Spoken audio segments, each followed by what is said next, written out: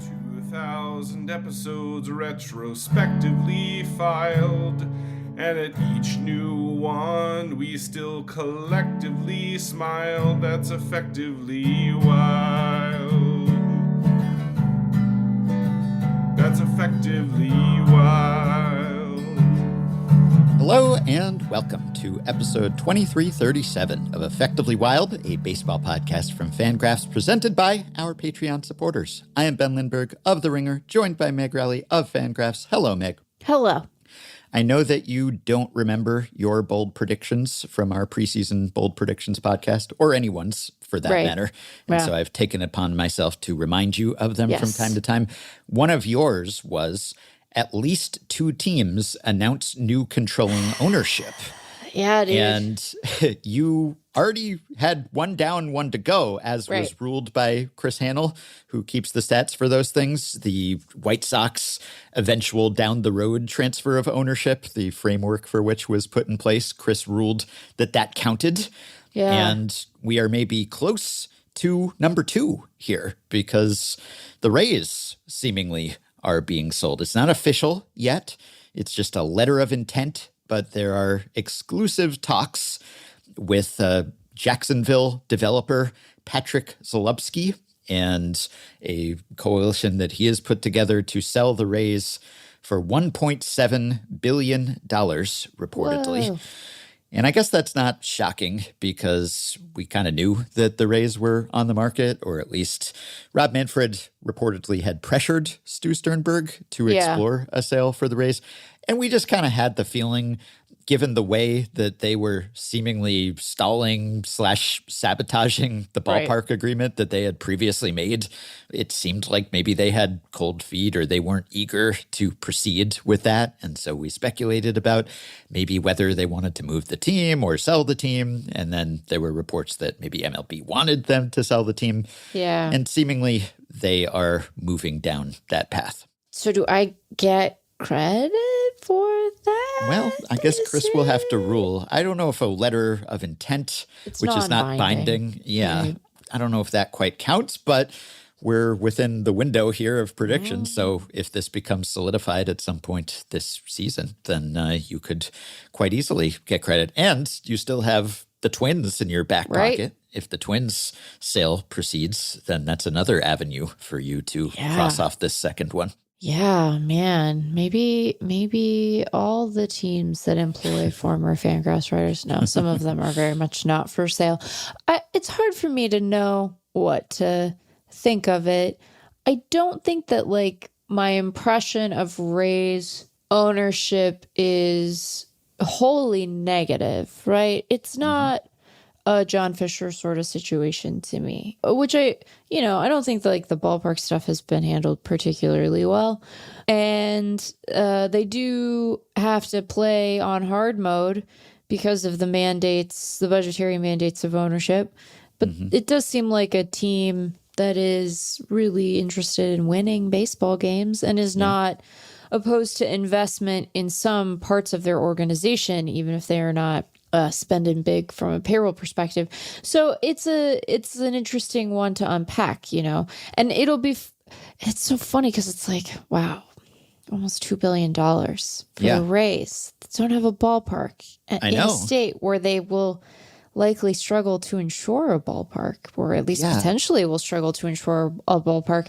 And so it's these moments are instructive not only because of the direction that an individual franchise might take, but because of what it tells us, the data point it offers in terms of the perceived value in the marketplace, assuming that this is the price that ends up being settled on, and that the sale goes beyond a non-binding letter of intent. But it's the Rays. They're not a marquee franchise. They're a good baseball team and have been for a long time.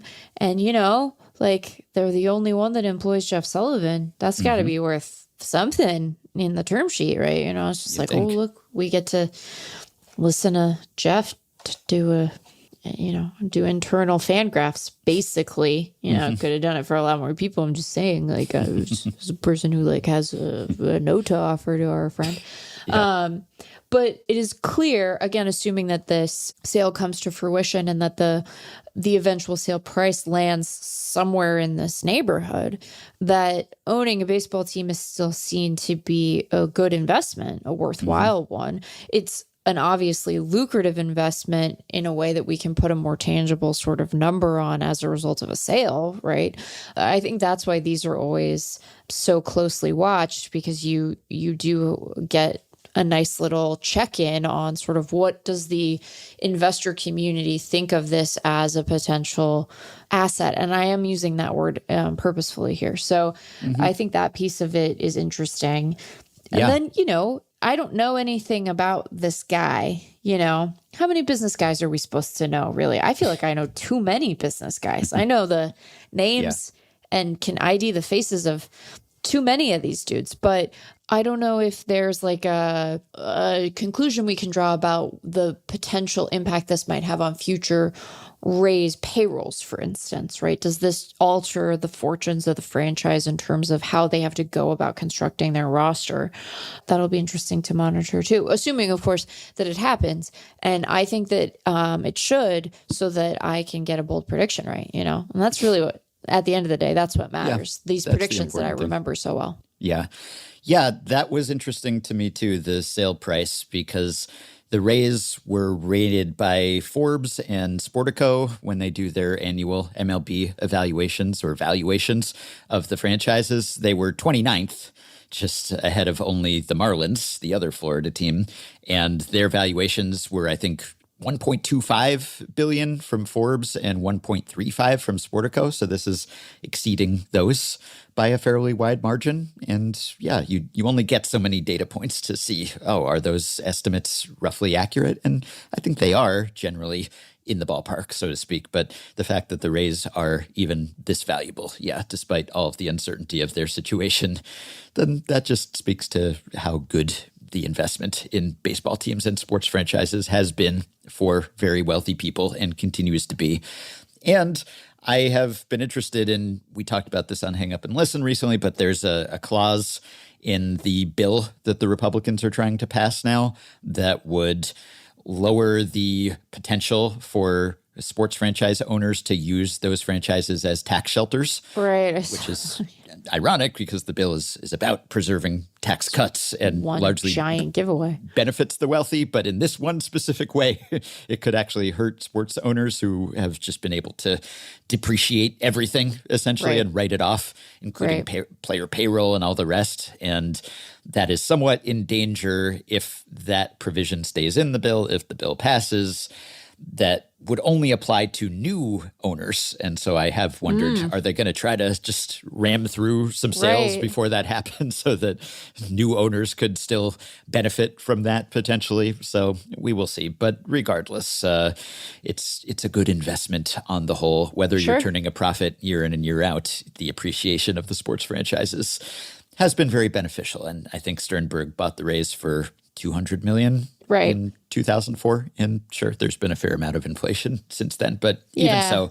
And not that much. This guy who is buying it, I guess, according to Forbes, his net worth is $1.4 billion. Of course, those estimates are imprecise, but that probably would not make him among the better heeled owners, but maybe more so than Sternberg, who I guess by MLB owner standards is not among the richest. But you never know, really, whether a new owner, it's not necessarily perfect correlation between owner net worth and team payroll. Sure. And so it's hard to say. And Sternberg, whatever his other drawbacks, he has at least put the right people in place, seemingly, to run that baseball operations department. And so you never know what you're going to get with a new owner. And sure, potentially if this new guy does take over, might put more money into payroll or might not, or might put more money into payroll, but also not be as good an owner and not hire as well. And that could not work out as well. I know there are some people who are wondering, will he move the team? And there's a Jacksonville AAA team, the Jumbo Shrimp, the owner of which is one of the limited partners in this arrangement potentially. But it seems like the expectation is not necessarily that you would move to Jacksonville And I guess the fact that this guy is in state maybe makes it less likely that the Rays will leave the state. Sure. But they still have to figure something out, whether it's in the Tampa area or elsewhere in the state. Is it because they wouldn't let him buy the Bills? Like back in the day? Is this like there's some speculation that, yes, it's a grudge. Trump is trying to stick it to the people who wouldn't let him into their club. You know, you go back in time and you make pro sports the safe haven of fail sons. Yes. World history is really different, Ben. Just yes, it's true. Let W be the commissioner. Let's fine. Let Trump buy the Bills. Sorry, Bills fans. I know you've suffered, but every now and then, amid the many, many Trump policies that are just the worst, there's one where I'm like, oh, okay. even if that one is driven by a personal vendetta, just like most of the others are, it's like, okay, I guess there's one. Doesn't make up for all the others, but I'm with you on this one specific provision. Yeah, man. I hate to be explicitly political, except that I pinged you before the show and I was like, hey, I'm going to say some stuff about some other stuff. The public land provisions in that bill are just devastating. So if you're, regardless of where you fall in the political spectrum, if you enjoy being able to go to national parks, whether it's for camping reasons, wildlife preservation, the climate impact, there's so much in that bill that's bad, but this is, if that's a thing that matters to you, and I think that there tends to be, for some, a little less ideological valence to that issue, this is a good one to get on the phone with your representatives, because it would just fundamentally reshape the American West if some of these sales went through. So, one more thing for everybody to worry about. Cool. Sure. Cool. Okay. Here are a few quick updates. I thought we could do a quick De La Cruz update. Ooh, okay. So, Elly has picked it up offensively since the last time we checked in. He's hit a bunch of home runs, a bunch of games in a row. He is up to a 126 WRC plus. So still tracking behind his full season WAR total from last year, according to FanGraphs. Depends on the defensive metric. But the offense, it's back. And in fact, he is now hitting better on the season than Oneil Cruz, whom we compared him to last time. And that time, Oneil was having the better offensive season. Yeah. And at that time, he had been shaky in center field. And he seems to have turned things around in that department, even as his bat has slipped somewhat. He's walking a lot. He's chasing a lot less, but he's been a little less productive offensively. But as Davey Andrews observed in a post for FanGraphs on Wednesday, the defense, both by the eye test and the metrics, he seems to be getting the hang of center field potentially. And even if the bat has regressed slightly lately, that's a great sign for his long-term value. If he is able to make a go of it in center, then the offensive bar is lowered relative to a corner. And I want him to be good, just as I want Elly to be good. And so, good news, bad news here, but overall, fairly good for both of them. But maybe the balance of power, De La Cruz power, has shifted once again back in Elly's favor. We shall see. I'm very excited about the prospect of Oneil Cruz being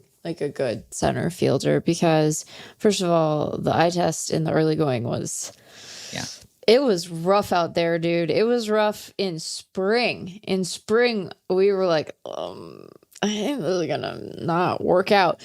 And I think part of what is so exciting about, this is true of both of these guys, right? But part of what makes them so thrilling is that they seem like they have a tremendous capacity for spectacular plays, right? They seem like guys, we've seen them make spectacular plays. We've seen them hit spectacular home runs. We've seen them, have moments on the base paths that are amazing. We've seen Elly be a really good defender. Center field is a position that lends itself to spectacular, right? If you're good out there, maybe you're not going to look like Denzel Clark, but you have the capacity to do something that is visually stunning and very obviously run saving, it's certainly not the only position where like good defensive play can save a run in a literal sense, but there's something about it that has like a more individual feel to it where you're like, no, that run that was going to go over the wall, it didn't, is the funny thing. He caught it, like amazing.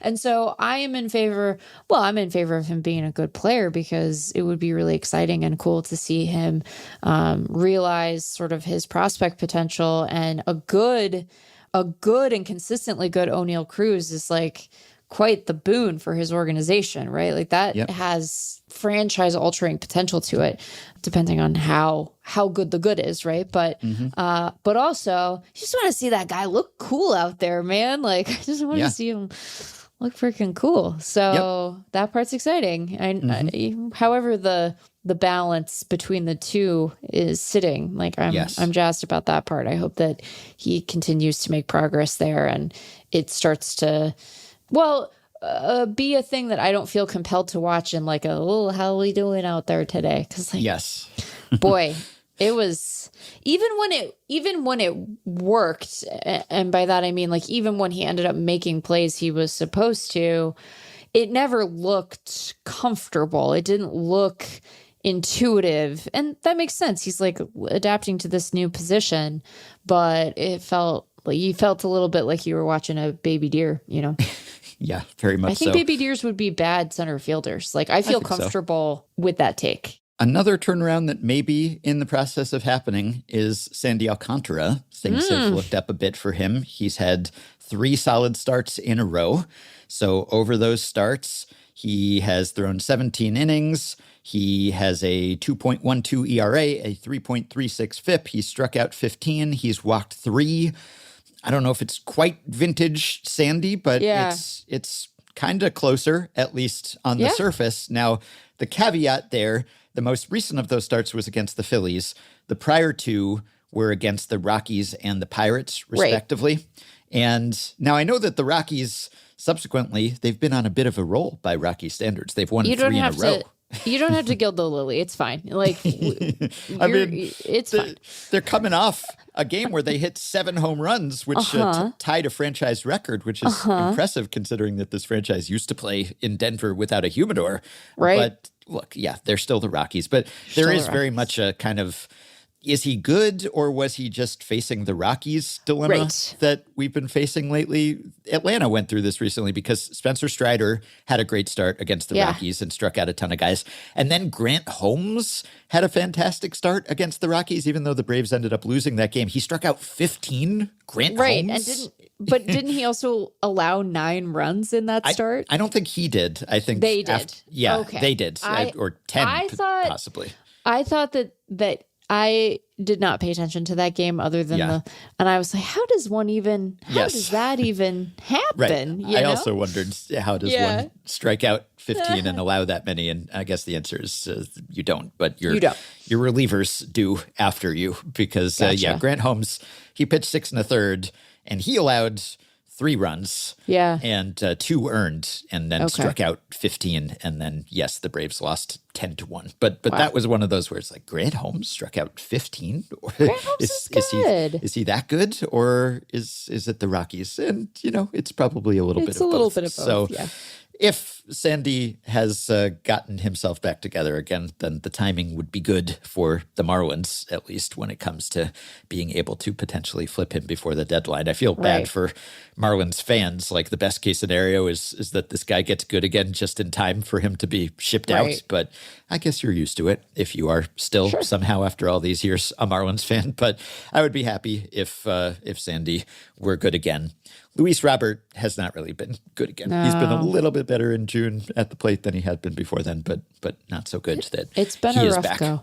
Yeah, it has. Okay, well, that's the update on Sandy. Update on Aaron Judge.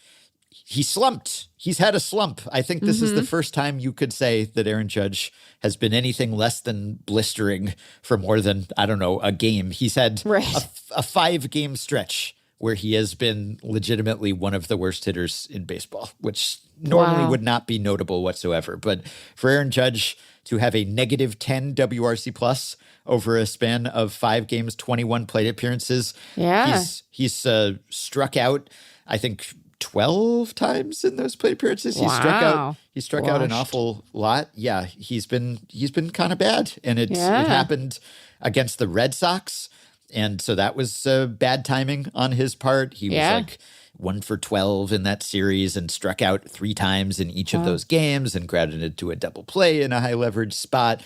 And so you have to wonder, did the Red Sox discover the secret sauce? We talked about the Mets and the secret sauce against Ohtani. Do the Red Sox have the secret sauce against Judge? Probably not. He had just a titanic showdown against Garrett Crochet on Friday, which was a ton of fun because they left Crochet in and he was facing Judge yet again. And Judge got the best of him the last time. He did tag him for a homer, which was the only hit that Judge got in that series. But that was fun. You don't get to see matchups like that often. Right. I mean, not just like power against power, one of the best pitchers against one of the best hitters, but also having gone that many rounds in the same game. Yeah. Usually you're gone by that point. With good reason, I guess, as that plate appearance showed. But nonetheless, it was fun to see them tangle yet again in that game, having gone up against each other a few times already and having to mix things up. Although Crochet was it was like, here it is, hit it. Here's my best stuff, and you can put your best swing on it. And that was enough for Judge in that one specific case. But yeah, the WRC Plus has plummeted all the way down to 130 or to 230. I was going to say, wait a minute. Was this a much longer and worse slump than I'm appreciating? 130, that would be pretty serious. But 230, all the way down. But, it was so stubbornly in the 240s or 250s that he's found a new lower level. And the Yankees, as we speak here on Wednesday, they've gone 29 consecutive innings without scoring. They've been shut out a few times in a row, which it's kind of like as Judge goes, so go the Yankees. Not as much as it was a couple of years ago because they do have a better lineup top to bottom. And Giancarlo Stanton is back now. It's hard even to find a place to play him. They have double-digit number of above-average hitters this year. So it has not been solely the Aaron Judge show, but as he has had a rare, brief offensive outage, the entire team has too. Yeah, they have to figure out, what are they going to do with Ben Rice, who, really seems deserving of, more than part-time duty. So how do you factor him in, keep him in the lineup with Stanton back? But yeah, I have to say, if the Red Sox had discovered the secret sauce for neutralizing Aaron Judge and they had still traded Rafael Devers, then I think you got to fire the entire front office. You unlock the secret sauce for the biggest bat from your biggest rival in division, and then you trade your best hitter? Unconscionable. Fire everyone. Yeah. I also I noticed that Andrew Benintendi was perfectly replacement level to this point in the season. We're switching Sox here to the White Sox. Yeah, he's at 0.0 according to FanGraphs in 46 games, 183 plate appearances. And he has been almost exactly there the last 2 seasons. So 2023, negative 0.3, 2024, negative 0.3. He is just essence of replacement level. He is pure distilled replacement level. He is like the avatar of the concept of replacement level, which is surprising given the high hopes for him earlier in his career.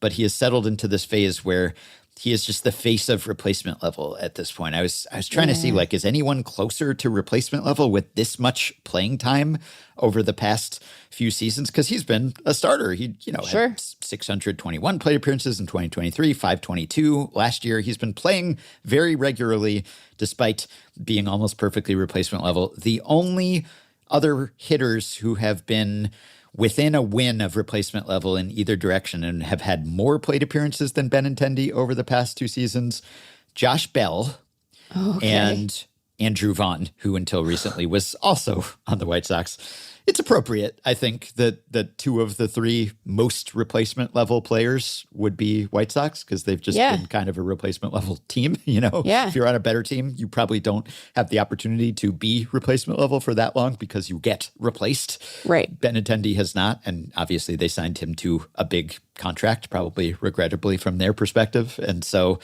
I always wonder, for a while it was like Willie Bloomquist was the most replacement level guy. Right. he was not always a starter. He was like a super sub and a utility guy and multi-position player. But Benintendi, he's just like highly paid starter for this team, and yet has been stubbornly replacement level and just so close. Like, he hasn't been that far below. Andrew Vaughn was well below replacement level this year before he got traded and sent down, and even Josh Bell has deviated a bit further from zero than Benintendi has. He's dead on, and he's also funny. like just a little bit below average as a hitter. Yeah. And the defense hasn't been good. So it might surprise people that he's that bad, because you might say, oh, kind of close to an average hitter, but just not really giving you anything else anywhere else. So that's who he is at this point. So he's like my perfect, if I had to cite the concept of replacement level to someone, I would direct them to Andrew Benintendi's FanGraphs page. I remember when that deal was signed, I felt bad because we had been imploring the White Sox to spend money.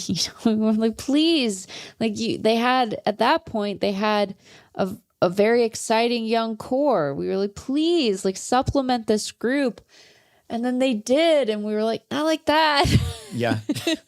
Yeah. And I don't have any issue with Andrew Benintendi, and he was a fine player in Boston, but it just seemed like such an obvious and egregious overpay for what he was likely to become and be at that phase of his career. And that proved to be true, and to be true immediately.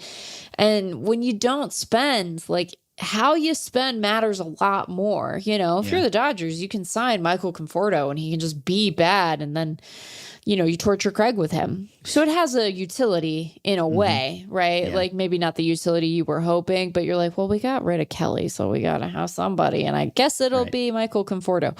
Yeah. But you can absorb those. I don't even know that I would call it a mis-signing, but you can absorb signings that end up not being productive in the way you want them to be because you have budget. And they don't. So you got to get those right. And they sure did not. So it would be nice if they could have some sort of rebound and renaissance. Maybe it'll be the Pope's second miracle, so. Yeah. Got the team to be sold. I think the White Sox are winless since he donned a White Sox cap. But well, maybe God was like, hey, felt a little too close to you asking for a favor, my friend. That's not how this is going to work. I want to be clear that my understanding of Catholic doctrine, which, is not perfect, is that the miracles for sainthood don't have to all be about the White Sox. Yes. They don't all have to be about the same thing. In fact, I don't know if you get bonus points for them being, do you need to demonstrate breadth? Or can you just be can you be a one-tool player, but really, wow, you nailed it. I feel like I'm being offensive. I don't mean to be. No, we'll get to Clayton Kershaw in just a second. But last bit of banter before that, Josh Bell still on the Nationals for now. Amazing. Dave Martinez still managing the Nationals for now, though he is embattled. His chair is wobbly. His squid is not fried yet, but the Fire Davey calls have come out because the Nationals have lost 10 games in a row, the last 5 of which have come against the Marlins and the Rockies. I guess it's kind of the corollary to what we were saying earlier about if you're good against the Rockies, were you really good, or was it just the Rockies? If you're bad against the Rockies, then you're really bad. But also because Dave Martinez, he has made himself a story with a quote that he gave the other day. Hannah Kaiser beat us to this at the bandwagon, but I was planning to banter about this and still will. So he was asked the other day where the blame lies for the Nationals' offensive swoon. And he had a headline-making quote here. He was asked how much of it is on the players, how much of it is on the coaching. And he said, it's never on coaching. It's never on coaching. Coaches work their asses off every single day. We're not going to finger point here and say it's on the coaches. It's never on the coaches. They work hard. The message is clear. All the work is done prior. Sometimes they got to go out there and they got to play the game. It's always been about the players, always. I played this game a long time. Never once did I blame a coach for anything. We worked our asses off to get better. They gave us information and we used it. These guys understand what the game is. These coaches, I've never had such a group of coaches that worked as hard as they do. They're here working due diligently.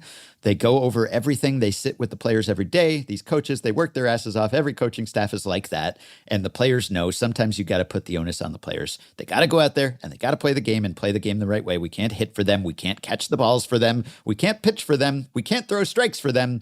They got to do that.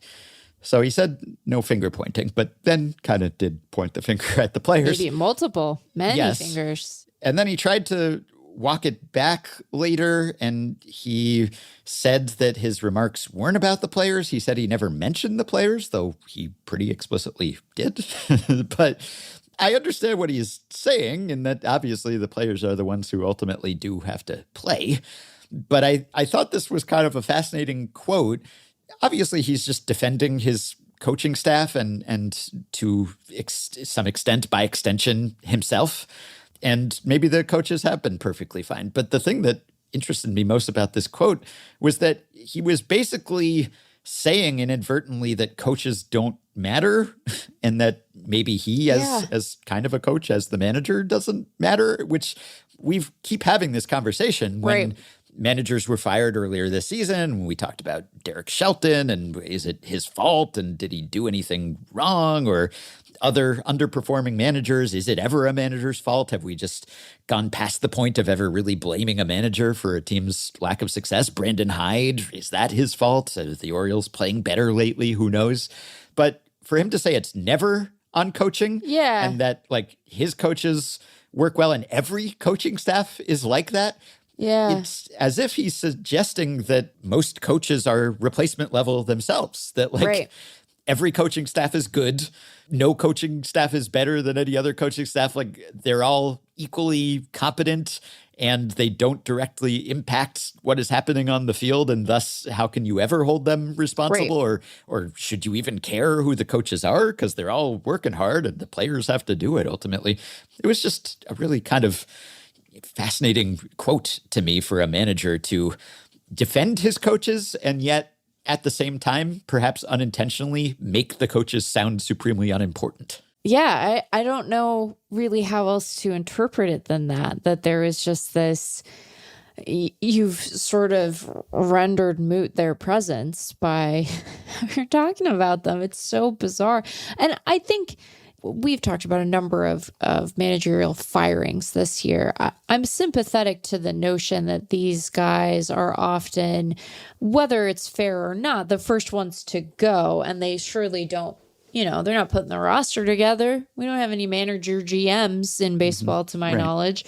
And they can't go up there and hit for their guys. They can't pitch for them either. Famously, they tend to sit in the dugout during all of that. But you gotta have some responsibility. Also, the part of it that I found strange is I'm like, what if you don't get fired and you've just said all of that? Like, you're putting the brunt of the blame for this like really nasty stretch in a season where you guys haven't been able to take a step forward as a club on mostly other people. If you stick around, what's the vibe going to be like in your clubhouse? You know what I mean? I just was like, this is, it sounded like, I think that he probably will get fired. And they sounded like the words of someone who maybe also thought that he would get fired. So perhaps he's a little less concerned about that piece of it, but it was very odd to me. I was like, I don't know that this is quite what you mean to be saying, is it? I don't know. It was a weird one. And I do think that a big part of what a manager's job is just to kind of take the blame, just to absorb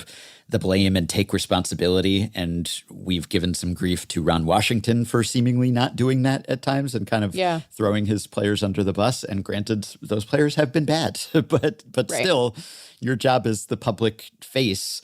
Not to say that you can't ever give tough love and some players might respond to that. And I tend to think maybe privately is a better way to deliver that than publicly. Right. But yeah, this made me think, well, is there less variation among coaches just in general now? Because they're all getting input from the front office. They're all probably, if they have jobs at this point, are at least somewhat receptive to that collaborative relationship. I could buy that there's less variability among coaches and coaching staffs. And so maybe there is just a generalized competence and fewer just superstar coaches who are so far above the baseline because they're coaches who are basically the manager's drinking buddies and aren't actually, they're treating it as a sinecure kind of thing and they're not really putting any effort into it. That probably has gone away for the most part. So it's probably true to some extent that most coaches work hard and they do the basic parameters of the job and they're available to the players. And there are just more coaches than there used to be in general. Many. Yeah. So I sort of get what he's saying, but also to imply that coaches essentially can't make a difference. I mean, we know that those relationships, sometimes players respond to certain coaches and not to others, and that can be very individual specific. Some can gel well with one team or one group of players and not another, and that's not necessarily their fault or the player's fault. It's just different groups of guys. But yeah, that's a weird one. It's never on coaching, always on players. That seems impossible, It seems so obviously not true as to be a very silly thing to say. I would never hold coaches primarily responsible for a team being bad. So in that sense, it's true. I would never say this team is bad, this team is not hitting because of bad coaching. Right. But it can clearly be a contributing factor, I would think, Sure. or at least you could be better with better coaching. And maybe it's not just coaching, it's also front office. Since coaches are sort of an extension of front office, are they getting the right information? Right. If they're the intermediaries, then is that even there for them to relay? But yeah, that's not really a great sign. And evidently the players did not respond to it well. So, which you could imagine. The Washington Post said that one person said players were shocked, dismayed, and pissed. Yeah. Yeah. I mean, again, like what does he think is going to happen? Mm-hmm. Yeah. Uh-huh. These are the things that bubble up and boil over when a team is not playing well, regardless of why it's not playing well. Yep. Okay. Last thing we wanted to discuss before we get to our guest is Clayton Kershaw. Clayton Kershaw has been pitching better of late, as we discussed. We talked about how he pitched well against St. Louis and maybe channeled a grievance that he had against the Cardinals for showing a home run that he had allowed to them more than a decade ago on loop on the video board. And then he subsequently had an even better start against the pre-Devers Giants. So perhaps he is channeling that grievance into pitching better, but it is not his only grievance that he is seemingly airing publicly here. So Clayton Kershaw and his cap. Yeah, so over the weekend, Dodgers had Pride Night. They wore caps where the logo, the LA had the Pride flag colors in it. And I think the Giants wore Pride hats too. And you don't always see like dual participation. So I was like, oh, that's kind of cool that like both teams are kind of buying into this, or at least a lot of the team is buying into it because Kershaw wore the cap. This wasn't a Rays situation where, there were members of the team who refused to wear the Pride uniforms, but he wrote Gen as in Genesis 912-16 on his cap in a way that was visible and legible on the broadcast. And that passage in the Bible is, my understanding, comes after the flood has abated. In it, God is renewing his covenant between himself and man, his creation, that he will not send a flood again. Yes. Right. And there's a bit in there about... Should I read it? I have it up here. Okay. Yeah. And God said, "This is the sign of the covenant I am making between me and you and every living creature with you, a covenant for all generations to come. I have set my rainbow in the clouds, and it will be the sign of the covenant between me and the earth. Whenever I bring clouds over the earth and the rainbow appears in the clouds, I will remember my covenant between me and you and all living creatures of every kind. Never again will the waters become a flood to destroy all life." Which is nice, Yeah. I won't flood the earth and kill everything again. It's nice, thanks. Whenever the rainbow appears in the clouds, I will see it and remember the everlasting covenant between God and all living creatures of every kind on the earth, is at least one translation. It's the New International Version. You might hear that and think, well, that's that seems innocuous. That seems nice. Right. All living creatures, right? Yes. That would surely be inclusive of the living creatures who identify as part of the LGBT Q plus community, right? Everybody. But this verse has been adopted by some conservative Christians as a means of trying to reclaim the rainbow flag from the queer community, right? Like for Christians only. And so this seems like a very obvious and sort of pointed rebuke of Pride Night. And, you know, I guess Clayton gets to say that, and I get to say that I think it sucks. Yeah. And it felt worth mentioning because this has been a bad week. You know, today we're recording on Wednesday when a fairly disastrous Supreme Court decision has come down upholding a ban on trans youth care in Tennessee. It is, I will not pretend to be a lawyer, but I know enough to know that this seems constitutionally incoherent, and that Roberts, trying to maintain the conservative majority, has twisted himself into a decision that doesn't make a whole hell of a lot of sense, but is going to have potentially devastating impact on trans youth in Tennessee and in any other jurisdiction that sort of adopts the logic of this case in justifying its own bans, both for trans youth, but also for trans people more broadly. This is coming at as we learn that the Trump administration is accelerating its project to basically decouple the National Suicide Prevention Hotline from the Trevor Project and other organizations that are specifically targeted at assisting members of the queer community who are dealing with suicidal ideation. And look, I don't know Clayton Kershaw.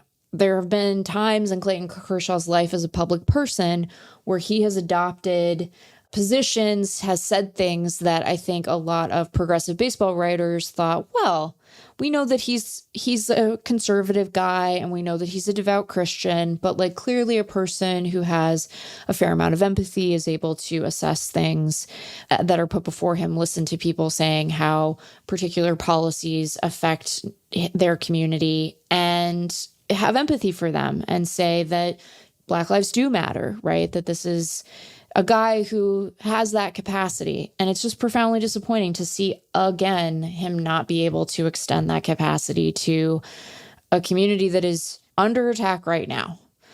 I don't know if he's thinking about all of those things in much the same way that when he said what he said in 2023 about the Sisters of Perpetual Indulgence, I don't know how much attention he was paying to the broader news environment. I don't know if he really understood like how much of a mark he was being for a hateful movement, but it's just profoundly disappointing. And this is a time when we should be rallying in a public and proactive way to protect people. And he's failing to do that. And again, he gets to think what he does, but I get to say that it sucks. And I hope that people will find occasion to tell him that and communicate the stakes of this moment to him and help him to find some Christian compassion for people who really could use a champion in the world generally, in a conservative space like baseball. And, you know, the Dodgers haven't exactly been stepping up when it comes to this stuff. You know, I think it sounds like their Pride Night was nice, but they're based in LA. They have a huge Latino fan base, many of whom are Mexican, and they have just been ducking responsibility around the ICE raids.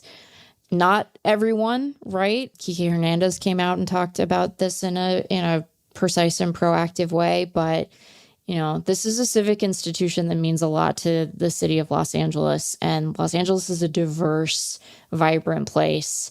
And I have had a lot of really nice things to say about the Dodgers. I defended them this offseason, but I think that they're skirting their responsibilities in a number of ways, and I find that really disappointing and hope that they will course correct, because I do think that like public institutions like this saying something, people in pro sports, people with big public platforms using those platforms, it matters all the time, and it especially matters right now. And I hope that someone will like knock some heads together in that clubhouse and make those guys pay attention to what's going on around them. So yeah, it was disappointing, not particularly surprising, this Cap episode. You broke this news to me. I hadn't seen it before you messaged me about it, though I subsequently saw it everywhere. Yeah. And I was not aware of this Taking Back the Rainbow movement. And so when I read that verse, at first I thought, that sounds kind of inclusive. Like I don't know if he means it that way. And then I caught up on this ideology, and there's a whole website devoted to it. The rainbow is a sign from God for salvation and hope, not a sign of LGBT. And it goes on to say, well, other stuff that I'm not even going to read here, but it's kind of clear what the message is there. And as far as I know, Kershaw has not publicly commented on this. I don't know if he's been asked about it. I haven't seen a quote. So we are to some extent inferring his thinking here, but it doesn't seem like a large leap to say that he is most likely in line with this campaign to kind of quote unquote reclaim that iconography. Imagine thinking that you could reclaim rainbows. Yeah, it's ridiculous. It's particularly disappointing. Look, part of it is that I have quite enjoyed Clayton Kershaw's baseball career. Yeah. And I admire his work ethic, and I have rooted for him. I've enjoyed his pitching. I've enjoyed the way that he has adapted to not being the same kind of pitcher, but still being effective. I felt for him and his struggles in the postseason and all the rest. And so I want to be able to root for him as a person. Obviously, you have to decouple often. It's like the art from the artist, the player from, the play kind of thing sometimes. And you sort of assume that. It's like the less we know often about a player's personal beliefs, sometimes the better, the easier to root for them. But in Kershaw's case, he has to know what kind of impact his thoughts and expressions can have, because this has come up before with him and Pride Night, different circumstances. But obviously he knows that it can hurt people for him to speak up on that side of things. And also for him before to have objected on the grounds that the sisters were involved, and his objecting to the iconography that they had essentially reclaimed or kind of reappropriated, right? And so he said at the time that it was not about LGBTQ people, or it was not about that issue, that it was purely about the sisters and the way that they demonstrated. And that seems not to be the case now if you're just objecting to a pride cap. And, you agree to take that contract and sign for that salary and be a big league player. You know that part of that is going to be wearing that pride cap, and he wore it, but still had to sort of make it about himself in a way. And it's just like, it's not even that he's one of the people who just be like, let's keep this out of sports, let's keep this out of baseball. Even though it's very hard to do that in practice. There are people who say, let's not have any nights for anything. Let's not celebrate anything. Let's just keep it about baseball. But he's not even that, right? Because he has, been one of the people advocating for Christian faith days at the ballpark and all the rest. So clearly he's okay with some sort of political religious connection between baseball and what is happening at a ballpark. And so he's not objecting on those grounds either. And so, it's disappointing. It's like, let them have their day. It's okay if this doesn't reflect your personal beliefs, well, we could disagree with you on that, but you don't have to draw attention to it. And, he didn't say anything about it, but he still wrote this in a visible way that he knew could be captured on cameras. And, it was not like a silent private protest. No. It was a public demonstration of a sort. Yeah. And so, it's disappointing. It's frustrating. I don't know how much more of my life I can really spend trying to persuade people to have respect for my mom, for instance, if you're not already on board with that project. But I just there's just no real reckoning with the state of play in the world, the relative power imbalance. So it's gonna tarnish him for me. It was already a lot of the way there. I interpreted his behavior in 2023 as mostly him being, like I said, being a mark, and not really understanding how he was being useful in a broader project that is really damaging. And I don't think that's true anymore. So that really sucks. And I hope that, for our Dodger fan listeners, whether you're part of the queer community or not, but particularly if you are, that like, you're having a happy Pride. And I know it's really hard right now, but like, we're really happy to have you here. And I'm sorry that this is happening. You still get to enjoy this team however feels right to you. You also can take a break from them. But like, I don't know. I just wanted to take a minute to acknowledge this because it's like, it's been a bad week and there are going to be more bad weeks to come. And you have a lot of value to us. So I thought it was important for us to take a beat to say that because the world is scary, but this is a place for you. So yeah, and this piece of scripture, it's like they're so close to getting it almost. Yeah, man. You could read this passage. Yeah, come on. And it's literally saying like there's a covenant between God and all living creatures of every kind on the earth. I mean, this is a message of inclusivity and acceptance, or it could be if you chose to read it that way.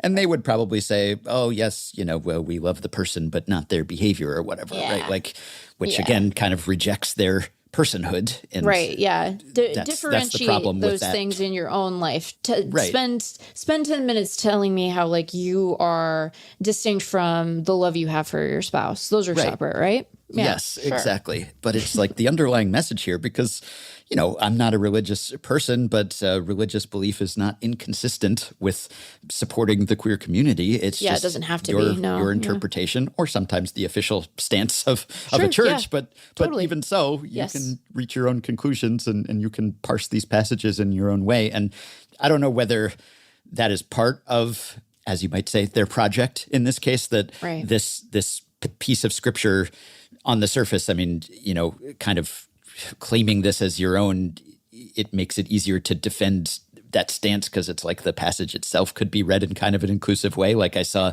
a lot of people reacting to that the way I initially did, seeing Kershaw's cap, reading what he was citing here and thinking, oh, well, maybe this is supportive. Maybe this is ambiguous. I don't really know.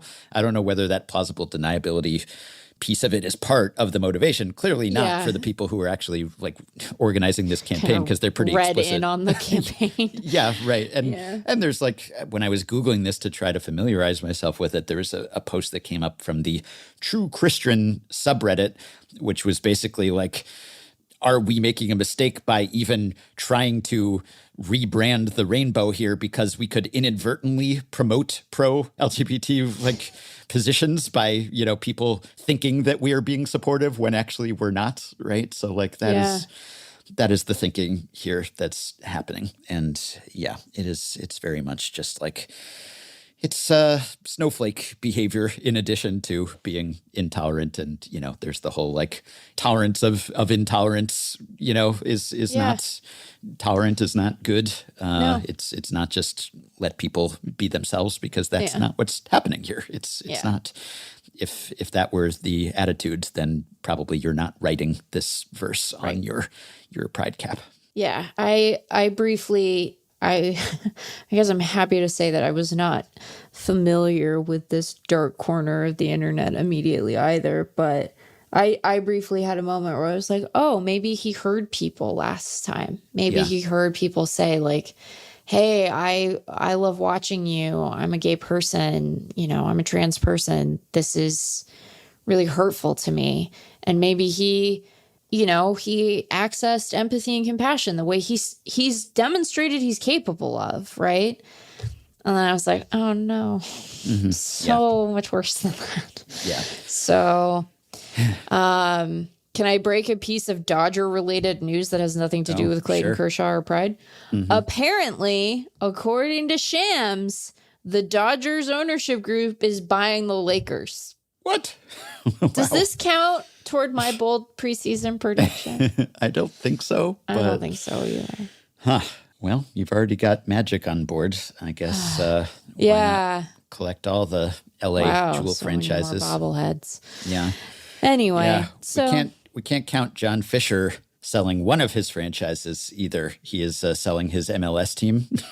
Oh, really? He's selling the San Jose Earthquakes, potentially to help fund the Vegas park, which is still sort of vaporware, even though they are kind of going through a show of breaking ground that's not nearly financed. So maybe that is why he is selling his team here. It's not the team that everyone called on him to sell, unfortunately. But all right, franchises and franchise owners making moves, billionaires being billionaires.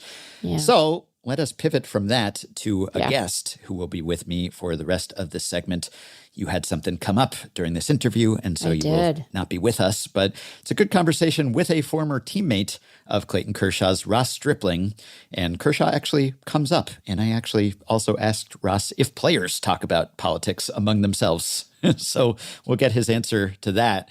And we'll also just delve into his career because he recently retired, at least retired as a player. And so I thought it might be enlightening to do kind of an exit interview for him as a player, because he's kind of been effectively Wild adjacent. Sam and I devoted most of an episode 859, to Ross Stripling and his debut when he was pulled in the midst of a no-hitter attempt. That was 2016. We talked about Ross Stripling. Yeah. And then Ross Stripling joined us on a subsequent episode in 2019, episode 1397, and Sam and I ran through his career and also talked about some of the more notable plate appearances and batter-pitcher matchups of his career, and he walked us through them. And then episode 1997, a couple years ago, he inspired a stat blast about swingmen. So thought it'd be good to get him back on. He is a former podcaster himself. He used to host the Big Swing podcast for a couple years, so he's experienced. He's been in the biz. And so he will join now to talk about his career and the ups and downs and whether it was all worth it and whether he is content with the way it worked out and what he will do next. I want to know about baseball. I want to know about every single team. I want to know about StatGlass and FanGraphs and about Tony. I'm a very modern fan, reading up on all the analytics. I want to know about baseball, presented by Patreon supporters of Effectively Wild. Well, I am joined now, or I suppose I should say rejoined, by Ross Stripling, who I guess I should now describe as a former Major League pitcher, though once a Major Leaguer, always a Major Leaguer in a way. Ross, welcome back to Effectively Wild. Good to be back, man. Like 6 years later, running it back. This is fun. You sent me the old recording. I listened to a chunk of it and what we talked about. That was a fun conversation, man. So glad to be back. Yeah, well, you were a podcaster yourself at the time, and I guess you retired as a podcaster. You hung up your mic before you hung up your cleats. What caused the end of your podcasting career? Yeah, I'm just hanging up things left and right over here. You know what, man? That was a combination of things. I had a kid. I would say that was the biggest thing in my life.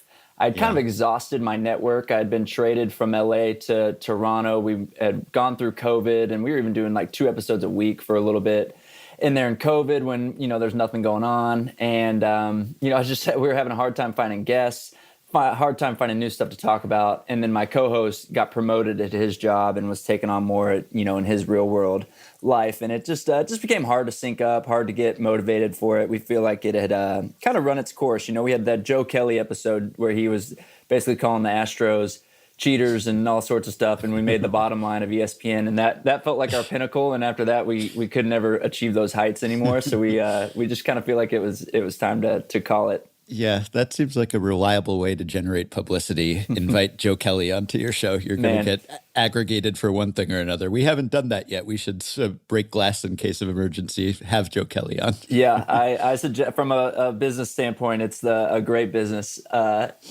decision to make. Just turn on the mic and let him go and see what happens. Well, a lot of that was relatable. We've been doing this podcast for a long time, 3 times a week. And I can also testify that having a kid does not make that easier, and doesn't get easier to get guests. I guess at some point you think, we should have Ross Stripling back on. It's been 6 years. So yeah. That's how it goes. But you were not exactly the first, but you were kind of early to the wave of athlete podcasts, which it seems like now every athlete has a podcast. It's just become quite common for athletes to become media figures themselves. It really has, man, especially in the NBA. There's guys in the NBA that I don't even realize had them, and they'll pop up on my like Instagram feed. And I'm like, oh man, even that guy has one. But definitely I'm by no means am I saying I trailblazed the space, but I do know that there's a couple that I think came on our show. Ian Happ specifically came on our show, and within a week he had his own show with some of his Cubs teammates, So I do think that we, laid a little bit of a foundation for some guys where they saw it's a fun outlet to do with a friend, with a buddy, to talk baseball. We are not a well-positioned sport as far as just how busy we are and kind of maybe how introverted our athletes are versus other sports. We don't show a ton of personality. So I think it's cool to see Mookie with his show, and he, is a really well-produced show. He's got video and all that kind of stuff. Me and Cooper, my co-host, we were just putting a microphone between us, and the audio was terrible. And, we were trying to figure it out on the run when he was in Houston and I was in LA, and get a guest. And we were early to all that stuff that now is so easy and seamless if you're trying to start a podcast. And, but yeah, I think that's cool. That's something we're proud of. Once again, by no means am I taking credit for Mookie Betts' podcast show, but I do think we laid the framework, I think, for a couple guys. Well, I think I just referred to your retirement as a player or podcaster, and you didn't, in your Instagram post, you did say hang up the cleats, but it is often described as retiring. ESPN, pitcher Ross Stripling retires after 9 MLB seasons. MLB trade rumors, Ross Stripling retires. MLB on Instagram, you've announced your retirement. So is it odd to hear that you have retired at age 35? Is that how you describe it? Is that how you think of it yourself? It is extremely odd. It's odd when we just moved into a new neighborhood, so we're meeting new neighbors and making friends in here. And that first conversation, some of the guys I've met since I've retired, like we're talking about, and I'm like literally saying that out loud to them, like, oh, I'm retired, or I'm a retired baseball player, retired athlete, or whatever. It's goofy to say. Like my dad is 68 years old and retired, and when he says it, that makes sense. Yeah, right. When I say it, it's like everyone looks at me like, okay, well, what are you gonna do? And I'm like, well, I'm navigating that as we speak, but. That's just become, I think, the common jargon to use, when we do hang up the cleats. And in the real world, when you're walking around, it's more maybe kind of goofy to say. But in the sports world, it doesn't feel odd. It feels like the right word to say. Yeah, it is. It's an odd career in so many ways. And one way, I guess it's a dream fulfilled. And yet, that even if you do fulfill that dream, it's going to be hopefully a fairly small part of your life in terms of time. I mean, even the best players, it's as a fraction, just not that long, even though it is maybe the most notable thing that many big leaguers do, or the thing that people want to talk to them about for the rest of their life. It's ultimately something that's over at a period where a lot of other people's lives and careers are kind of just getting started. It is weird, man. We have the MLBPA, which is our union, and then we have our MLBPAA, which is our alumni association. Right. And sorry, that's my kid. Yeah, it's okay. You're a family man now. Yeah. You're at home. Yeah. And he always leads with the alumni association, always leads with a quote that's like, you're going to be a former player much longer than you're going to be a current player. Mm-hmm. And that's one of those things when you're playing, you're just not, you don't even like, that doesn't even like register. You're just so laser focused on extending your career or even just the next game in front of you. And then now you get to this point where I am and you start thinking like, yeah, man, I hopefully have 60 years ahead of me where I am a former player.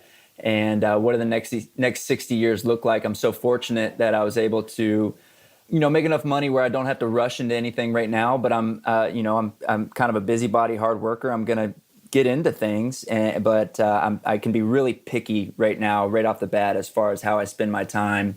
I got 3 young boys, for anyone listening that doesn't know, 4, 2, and newborn. So I'm in the trenches over here with my wife and plenty busy. So that's helped as well. It's almost like a perfect combo where I'm just so busy and also at peace with, my career and how it went and seeing it end when it did that, I'm in a good spot. But here we are a few months later where I'm starting to get the itch to, do something, need to, fulfill my heart and my mind a little bit with something besides speaking to toddlers all day. Yeah, time to fire up the podcast again and speak to some adults at least. You can talk to me for now. If you do make it 60 more years, then we will definitely have you back on because we love having former major leaguers on, especially in their 80s and 90s. And if you're 95, I'll be 98 at that point, but I'll probably still be podcasting if I'm around. So who knows what we'll be talking about? We'll be talking through our robots via AI. It won't even really be us. It'll just be like our consciousness talking to each other or something. So your announcement that you put up, you said it's time to hang up the cleats. How did you know it was time? You were in camp with the Royals this spring, and you called it a career not too long after that. So what sent the signal to you that this was it? Yeah, I mean, without getting too long-winded, don't get me wrong, I worked extremely hard this offseason. I felt like I showed up to Kansas City's camp in really good shape, and my stuff was as good as it's been in the last couple of years. And they were very forthcoming with me of saying, we like our guys, and if healthy, it's going to be really hard for you to make this team. So I knew it was an uphill battle, but relying on experience and the kind of craftiness that I pitch with, that I might be able to sneak into a spot. That's not the way it shook out. So then obviously you opt out and you hope 29 other teams maybe need a veteran guy to come log some innings if some injuries happened or whatever. That didn't happen either. I had a son that ended up being born on March 26th, so the day before opening day. And, it just didn't make sense to go to AAA anywhere. And I don't think I had it in my heart, to be honest, anyway. So I'm actually very thankful that Case, our third boy, was born around then, because that just cemented in the decision to go ahead and call it. And I think the game was telling me it had kind of passed me by, man. You could go pull up my Baseball Reference. My last 2 years have been, by far my worst years box score wise, but still feeling like I was throwing the ball really well, and as well as I did early in my career. Now, like, I may not have been, I go watch video of myself in 2016, 17, 18. My body is moving much faster. That's the difference between a young man and an old man. But I'm still throwing 92 miles an hour. I still have my curveball. My cutter slider was the shape that I wanted. I still have my changeup, but I just wasn't having near the success that I was early in my career with similar stuff. So I think, the game had just kind of passed me by, man. I couldn't strike anyone out. And the Giants and the A's were both using me as a starter. And, what would happen is if I faced even a slightly above average lineup, let's say the Dodgers, and I was going through Shohei, Freddie, Mookie a second time, and I got to 2 strikes, they weren't even remotely going into defense mode, man. They still knew they could get off their A swing against my 2-strike stuff, because I just didn't really have 2024 strikeout stuff, the where we are with pitching velocity and movement profiles of off-speed stuff. I can paint the corners and get soft contact, but I had a really hard time putting guys away the last 2 years. And the math just tells you that's a hard place to be, because if you can't put anyone away, that's more balls in play. And the more balls in play, the more wacky stuff happens, the more dinky hits you give up. And inevitably, you go dinky hit, a rare walk by me, another dinky hit, and then you give up the double. That's a 3-run inning, and that's how you have a 5 ERA like I've had the last 2 years. So it just I had to go out knowing I had to pretty much be perfect to have success if I was going to navigate through a lineup 2 or 3 times. And that's just a really hard place to be, man. So I just I showed up to spring, and if I would have thrown another 15 scoreless innings in spring, I think I might have felt different. But spring training was more the same. Kind of, didn't blow anyone away in spring training. And I think it was just the game telling me, Strip, you had a good run, man. Let's call it and move on to something else. Yeah, I guess there are a lot of pitchers who might feel like it was time to hang it up if the standard is, can we get out Shohei, Freddie, and Mookie? That's a tough assignment for anyone, really. But I was going to ask about that, because you didn't really lose stuff, at least not in terms of your fastball. And you were never the hardest thrower, but like a lot of guys in their mid-30s or toward the end of their career, they lose a tick or 2 or 3. And you were still sitting 92 last year, which was sort of where you were when you came up, more or less. And so I guess the league got faster around you. Just the average velocity, the stuff just got better and better and better, even since you broke into the big leagues not even quite a decade ago. So I don't know how noticeable that progression was just over the course of your career, that, wow, suddenly there's just a flamethrower everywhere I look, and 92 is not what it was. Yeah, it's extremely noticeable, man. I mean, just go turn on the College World Series. That kid for Arkansas that just had the 19 strikeout no-hitter, I think his last pitch was 98, His 119th pitch of a no-hitter was 98 miles an hour in college. So it just, I just think with how nasty the stuff is out of bullpens that you're seeing night in and night out, that when I got on the mound with my 92 with, I had a good arsenal, but I had no alpha pitch, right? No out pitch. They were all just kind of solid pitches that I could command in any count. And I was, crafty, and that's what kept me around. But when push came to shove and I had a man on third with one out and you can't put anyone away, that's almost a guaranteed run. And that just, that leads to higher ERAs, and you're not giving your team as much of a chance to win as you were before. And you just, your room for error is so small. And I just think you could see that hitters were, not necessarily like pumped to face me, but certainly more pumped to face me than they are these dudes that are running out of the bullpens these days. Yeah. Well, your former teammate, Rich Hill, who's got a full decade on you, he's still trying to make the Royals. He's in AAA with them right now. So, and he probably doesn't throw as hard as you do. So he's trying to make it work somehow. I don't know if you have any Rich Hill stories from your time as his teammate, but he's been a favorite of ours on this podcast for years. He's a favorite of everybody.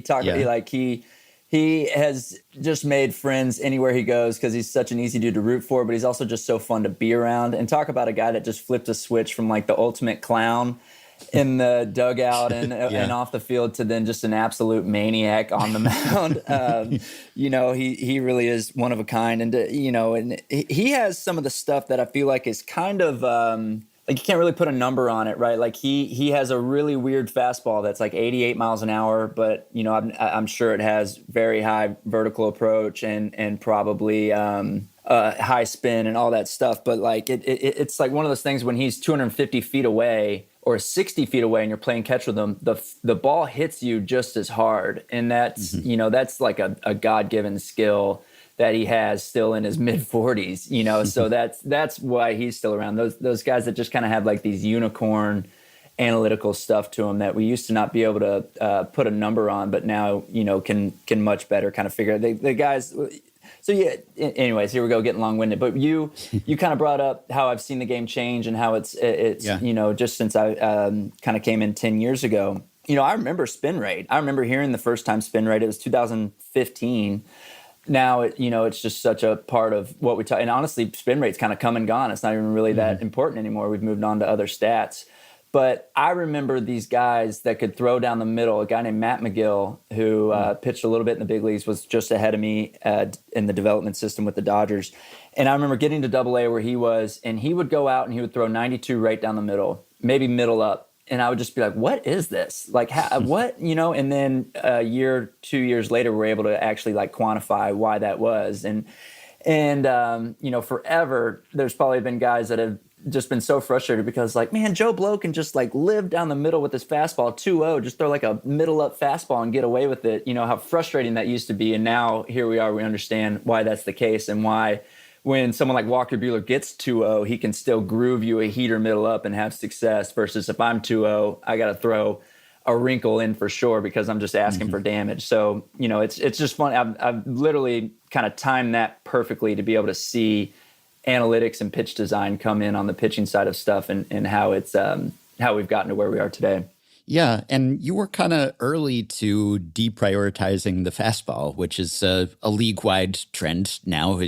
Speaking of putting wrinkles in things, it's constant off-speed stuff, breaking stuff.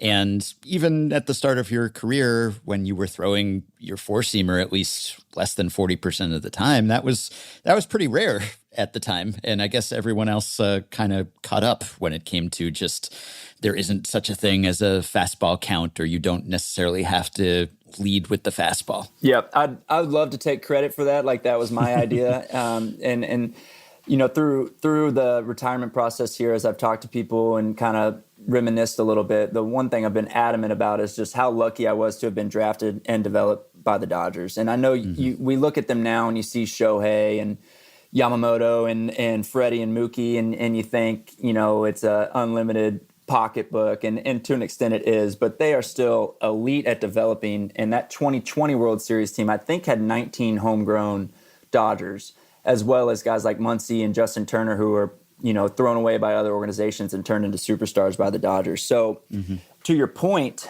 I debuted in 2016, had a crazy debut, carried a no-hitter into the 8th. And really that was the kind of the only success I had early. After that, it was pretty rocky as a starter. And I always thought with my high arm angle, and what I was told was throwing down in the zone was my strength, because I'm throwing at such a steep angle that it's hard for them to square it up if I'm down in the zone. And I'm like maybe 10 starts into my big league career, and Andrew Friedman, Dave Roberts, Rick Honeycutt call me in and they say, hey, we're going to option you down to Arizona, and we're going to teach you to only throw up in the strike zone. And you're going to do that for a month. You're going to throw bullpens like every other day for a month. Then you're going to just throw heaters up and your curveball off that tunnel. And we think you're really going to take off. And I remember being so stubborn about that, because I didn't believe in that. I didn't know any better. That was really early to that scene, and lo and behold, by the end of 2016 into 2017, everyone is throwing up in the strike zone. And I was really, I really was one of the first ones onto that pattern of basically just, I did not, when I came back to the big leagues in mid to late 2016, my rookie year, I was 90% fastballs up if I was throwing you a fastball.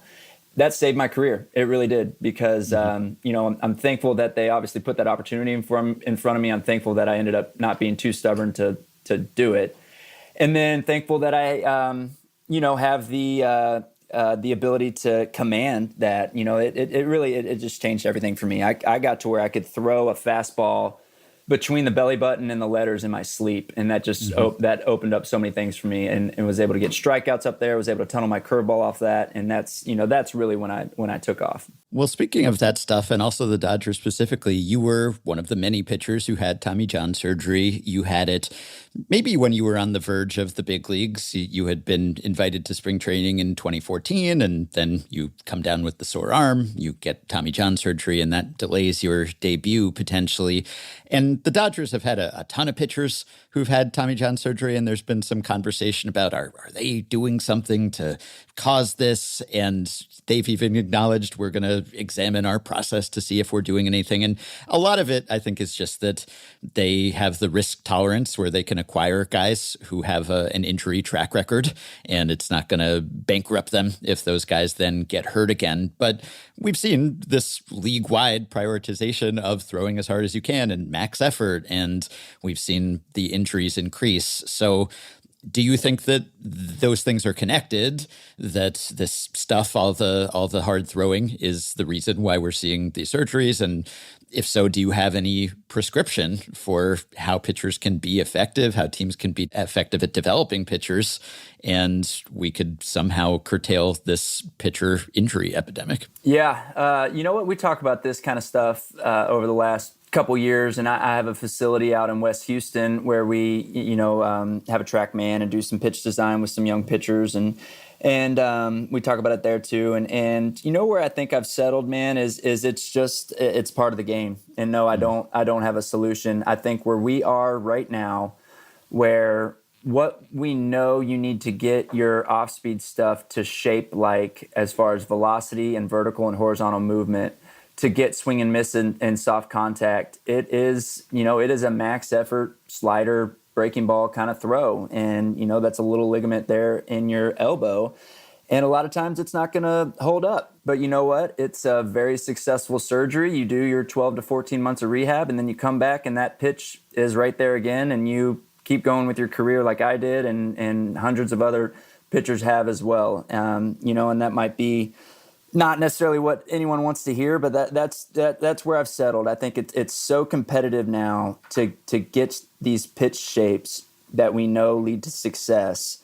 And I think to get there, a lot of times it will lead to injury, but on the other side of that injury is that pitch that will lead to a lot of success. So, I think that's kind of where I've settled. I certainly don't think the Dodgers are any worse than any other organization. They have a lot of A-listers, so those A-listers get hurt, and that makes headlines, but there's guys having Tommy John left and right everywhere. So I think it's just in our game to stay, as we have gotten so much bigger and stronger and powerful, and that's such a tiny little ligament there in your elbow. I don't see a world where that's not going to be a part of our game. Well, looking back on the whole span of your career, what is your proudest accomplishment, if there is something specific? Oh, man. Great question. I was thinking about that because I haven't done many interviews since I retired, and I did one right after I retired, and they asked me some questions like this, and I was just not very prepared. And I remember hanging up that interview and just being like, man, I butchered that, because I'm not very nostalgic, and I really haven't taken the time to reminisce probably as much as I should. As here, I kind of sputter around while I think. The pitching the first game back in Toronto after COVID was pretty darn cool, man. And I don't think I appreciated that as much until I went through it, as far as like an entire country that was battling through all that stuff in COVID and had more protocols than most countries and were ready to open up, but they couldn't get their sports back. And we were playing in Buffalo, like right down the street. Mm-hmm. And they finally open it up, and we get to Toronto, and they only let like 12,000 people in. Everyone's crying during the national anthem. I'm just like warming up, trying to get ready for this game. I'm kind of starting to cry and get emotional. I'm like, man, this is like heavy and powerful stuff. And then I go out and pitch well, get the win. Jordan Romano from Canada gets the save. And just like how crazy and powerful of a moment that was, I think that'll be super memorable. My debut, I touched on it earlier. My debut, I think that those two are like a 1-2 combo. I got to revisit it because you sent me the link and we talked about it a little bit. Mm-hmm. And you sent me the YouTube video of it. So I just started watching some of it, and just like watching that, I look like a kid. It kept panning to like my parents and my wife before she was my wife in the stands, and like some friends that were there that I haven't kept in touch with as well over the last 10 years that were, there from the beginning, versus some that are still my best friends. Like just that debut, to go like that after working so hard to get there, and to just kind of have something magical happen like that in the rain in San Francisco. I think those will be the two that I think I revisit in my head the most. Well, I was going to bring up your debut because at the time, this podcast goes back a ways. We were podcasting then, and we did an episode on that and talked about it for about half an hour, your pitching performance, but also the decision to pull you in the midst of that no-hitter and all the different considerations and protecting your arm. And it's a close game against the Giants, who the Dodgers beat out by not that many games in the division that year. And we went back and forth about it. And I wanted to play a clip here of my former co-host, Sam Miller, who talked about it at the time, because neither of us knew who you were at the time. Right. Because this was, you kind of announced yourself to the sport in this really headline-making way, but you were not really a top prospect. You had just come up from Double-A and were kind of this dark horse candidate to be starting games for the Dodgers, and here you are in your very first game. And so I want to play about a minute of Sam talking about why, or one of the reasons why, he wasn't sure that he was on board with Dave Roberts' decision to pull you as you were making this historic start. Let's hear it. If you're doing this to protect his career, you have to think philosophically about what a career is and what the goal of a career is. There is more to this world than the one path to success in baseball. It is not just about winning the World Series for a team, and it is not just about making as much money as you possibly can as a player. There are other ways that we can define success, particularly in those situations where the two things that I've just named are unlikely, as they are for most teams and as they are for most Ross striplings. And I think that you have to look for opportunities that, you basically have to look for the winning hand where it is. And Ross Stripling just potentially got dealt a monster hand, and he is not ever going to get another monster hand. This is a guy who is going to be chasing, runner inside straight draws for his whole career. And here he's got 4 to the straight flush draw after the flop, and you're mucking It's crazy to me that you would do that in this guy's career. That's funny. Yeah. In Sam's defense, I think the next thing he said was, maybe I'm being disrespectful to Ross Stripling, because no one knew the career that you were going to have and that you were going to pitch for many more years and everything. And so he's thinking, this could be the one moment. This could be it. And now that we know everything that transpired after that, I wonder how you feel about that, what Sam said, and also just generally about that decision not to be able to go for it in that game. I love the poker reference. That's great. Hindsight's 2020 for sure. After 9 years, I think, you can say that probably is the incorrect opinion, because I was able to, sustain a career and go, and go have more moments. And that was, definitely my best chance at that, big poker hand, like he said, but still had some other really cool moments and was a part of, some other teams and things like that. But I do think he's correct in that, if I would have only played 2 or 3 more seasons, like that was my moment. That would have been, the Phil Umber perfect game, Dallas Braden perfect game kind of thing that would have sustained for my legacy. And even after 9 years, that probably kind of will be my legacy is, oh man, remember Stripling's debut? That was crazy.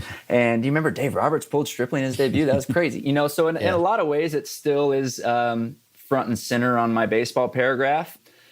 I do not lose sleep over it at night. It seems like fans lose sleep over it way more than I do. I really don't think about it that much at all. I just, if I had a do-over, I wish that it could have been a 10-0 baseball game. Or I wish that I felt like I had more of a voice at the time. I'm like a rookie making a debut. I wish that I could have, between innings gone up to like Rick Honeycutt and Dave Roberts and felt more comfortable to say something like, look, I have a little bit left in the tank. I understand you guys are weighing your options right now, and this is crazy, but I wish I could have talked it through more. I had no impact on that decision whatsoever versus just a couple years later, that would have been a group decision, I think, as far as like how I'm feeling, where I'm at, what we're chasing here. At the end of the day, that was game 5 of the season, which every game matters, but my goodness, like let's make a run at that thing.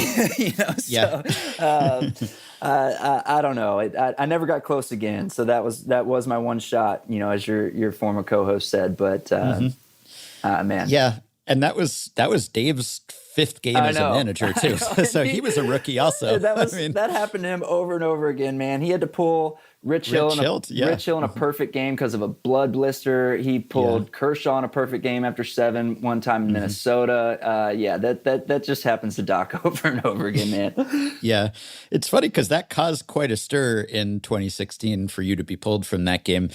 Now, if that happened, I don't think anyone would bat an eye. It's so common for pitchers to be pulled from no-hitters now, and the pitch counts are so strict that no one really gives anyone any grief now for if you're, 100 pitches through 7 1/3, and you're a rookie and a guy who's had elbow surgery and all these other factors. I don't think it would even cause a commotion these days because it's just so normalized to pull pitchers regardless. And that was something we said at the time, like, we were kind of bummed that you didn't get the chance to go for it, and yet also sort of admired that Roberts stuck to his guns or stuck to the plan instead of kind of, getting swayed by the moment, because you could get yourself in trouble. Like, the emotions are running high and then maybe you push you too far, and who knows, maybe you get hurt again and you don't have this whole career. Yeah. It's hard to say. And yet part of us was also like, man, give the guy a chance. One side of it that I've never thought about it till right now is it was kind of a win-win a little bit. Well, I don't know. Doc took some heat for it, obviously, but I was not left in there to blow the game, which I think is, which I think helps. If I would have given, the guy, what happened was I walked a guy, got pulled, and a reliever comes in and gives up a home run. It was a 1-0 game, and the reliever comes in and gives up a home run, and the very first guy he faces, still in a no-hitter, right? It would have been a combined no-hitter at that point. Home run. Now we're losing 2-1, and we end up losing the game.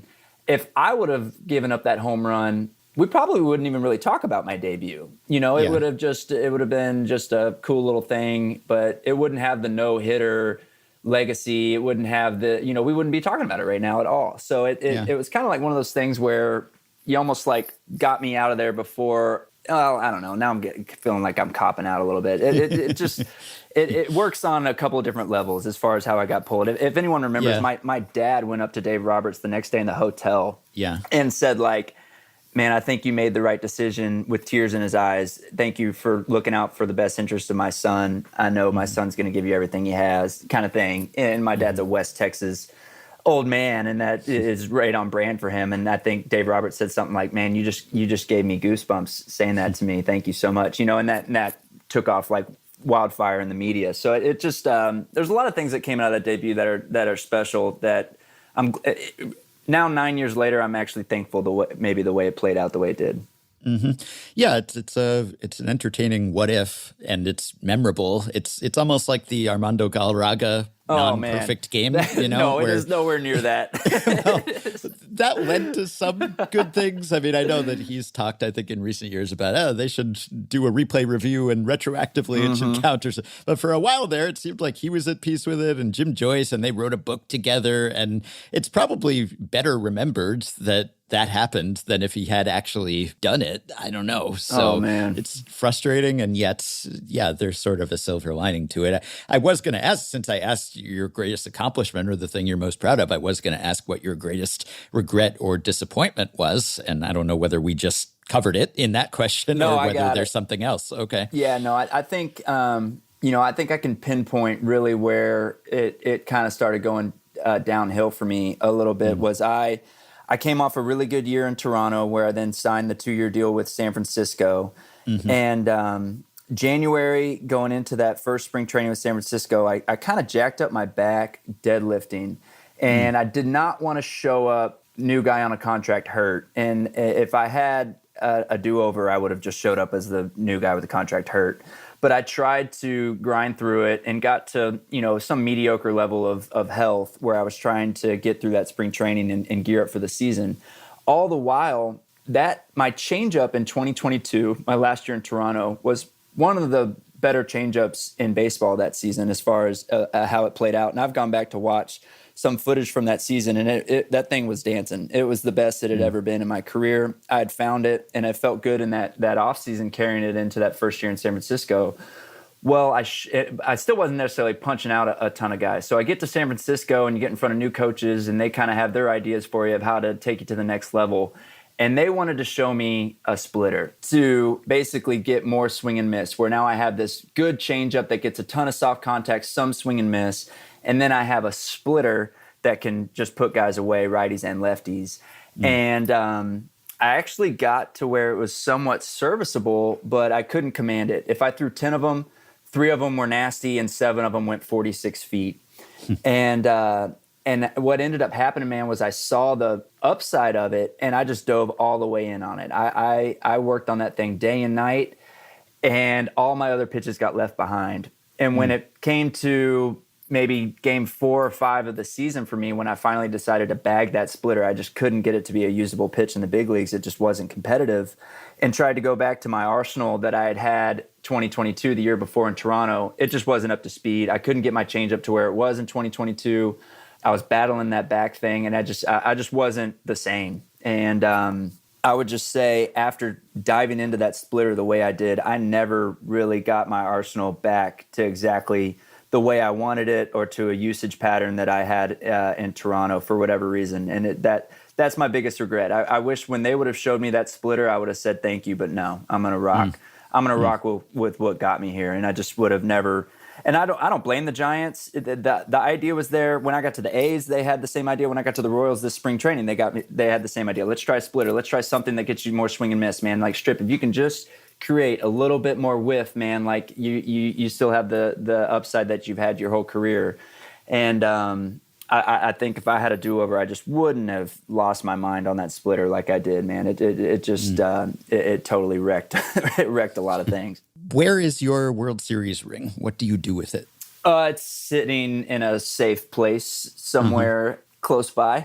Yeah, it's not. You don't have to specify the exact location in case anyone's planning a robbery. But it's not out for display. Honestly, I got inducted into my high school Hall of Fame a couple of weeks ago. Thank you. And I showed up, and I was like, man, this is like when I should have worn it. You know, like there's maybe like a thing or two a year where you maybe have a chance to unleash that thing and wear it. And I was like, man, I missed it. So I need to get it more on my radar to where I can show it off every now and then, because that thing's insane. Yeah, I wanted to ask how you felt about that, because that's 2020. Now, there are people who kind of discount that championship because it was 2020 and it was a short season and all that. And I think that's sort of silly, just because in a way the Dodgers' path to winning that World Series was harder than it would have been. An expanded playoff field, more competitors, and that team was so good during the regular season that it's not as if they snuck into the playoffs because the regular season was short or something. But you weren't with them by that time. You were with the Blue Jays, and so you didn't get to pitch during that World Series run, and that was not your most successful season with the Dodgers. So how do you think of that in terms of your contribution to it? Like, you were with that team for several years, and then when they finally broke through, you weren't really with them to enjoy it. Though, of course, you pitch for them that year, you get a World Series ring. But does it feel different because you weren't actually on the field when that was happening? Yeah, it is a complicated set of feelings, for sure. On one hand, I am extremely proud of having that ring and feeling like I contributed to that ring. If anyone remembers, Dave Roberts is up there accepting the trophy, and he's throwing out thank yous to people, and he actually says, "Thank you, Ross Stripling, for what you contributed to us being here," which was, I like immediately called my dad and I was like, "Did you just see that?" So that was, anytime I see Doc, I go out of my way to thank him for that. That was so meaningful and powerful for me. And is one of the reasons I am so proud of that ring. And I do think I was part of a core that helped get the Dodgers to that point. When you're talking, obviously these are much bigger names than me, but I was technically a part of that core of the Seager, Bellinger, Jock, Urias, Will Smith, homegrown talent that ended up getting those great Dodger teams over the hump, and then into winning a World Series after losing 17 and 18. But then on the other hand, like, I've signed some balls in my career, later in my career, where someone has asked me to, put your spiel on it or whatever. And sometimes I write 2020 World Series champion. Most of the time I don't, so it is like a complicated feeling of knowing that really I wasn't a part of it. I didn't get to celebrate, I didn't get to, I don't think they had a parade, right? That was COVID. So like I wasn't in the locker room after that, popping champagne with my teammates and their families. So it feels earned in a lot of ways, but it's also not something I'm quick to show off, because I know I'm kind of an asterisk next to it in a way. So I've never really actually talked about it out loud, but I would say now, working through it in my head in real time, that's kind of how I feel. Yeah, I just think just the whole sweep of your career. I mean, you've played with just absolute legends and future Hall of Famers and all the rest. And so comparatively speaking, I guess your career doesn't stand out in the same way, but you have these accomplishments. You were an all-star once, you have that World Series ring, and just being a roughly big league average pitcher for 9 years. Most guys, even who make the majors, don't last anywhere near that long. And so if we go by just career WAR, I'll use FanGraphs WAR, which is a little kinder to you than Baseball Reference WAR. FanGraphs has 10,519 players on record who have pitched in the major leagues. And some of those are position player pitchers, but, roughly 10,500 people. And that's just AL, NL history. And you rank 1,263 out of those 10,500-ish in Major League history. So that's like an 88th percentile pitching career, essentially, which is good, right? Especially because, you weren't a first-round draftee. You weren't really a top-rated prospect. And so you certainly exceeded what the expectations would have been. And so I wonder whether you feel that way, like, I was an 88th percentile pitcher, even among the best of the best, the elite who actually made the majors at all, which just getting there is an incredible accomplishment, let alone lasting as long as you did. Or whether you look back and you compare yourself to other even more accomplished players and say, I wish I could have had that kind of career. Just how content are you overall? That's cool, man. I appreciate you taking the time to spell that out. You know what? I don't feel like I left a lot of meat on the bone. So I think I am very content. And I think that I, in a lot of ways, tapped out my potential. In a lot of ways, worked my tail off to accomplish what I did, and I'm very proud of it, and feel like I very close to maximized it out. For those that don't know my background, I walked on at Texas A&M. I didn't have any Division I offers out of high school. So just even earning like innings at Texas A&M was kind of like a peak in a way, and then everything that came after it was just gravy. And don't get me wrong, I worked my tail off to get there. And, I feel like this is something that I've started to hear lately where I was fortunate, not lucky, where people are starting to say, because you work really hard, that fortune starts to come into your favor, not necessarily like you earn luck. If anyone's heard that, I kind of like that phrase. I just need to learn how to use it a little better. But no, I am extremely content with it, and when you say something like that stat right there, that's pretty amazing, that's something I'm really proud of, and I think as more and more time separates my career and where I am right now, I think that I'll be able to appreciate that and even more, I would just say that's where I'm at, man. I guess one of the weird things about being a big leaguer is that everyone knows how much money you made, which is odd. They could just look that up. And it was a considerable amount. Sam and I, in that episode that I played a clip from, we estimated how much money you might make over the course of your career. Oh, did y'all? That's funny. Yeah, and you blew by both of our estimates a lot. So, it's odd, though, because usually you talk to someone, you don't know how much money I've made. Less than you. Let's talk about it. Yeah, a little less, but there's no, podcastersreference.com where you can look up someone's salary. But obviously, you've made a tidy sum.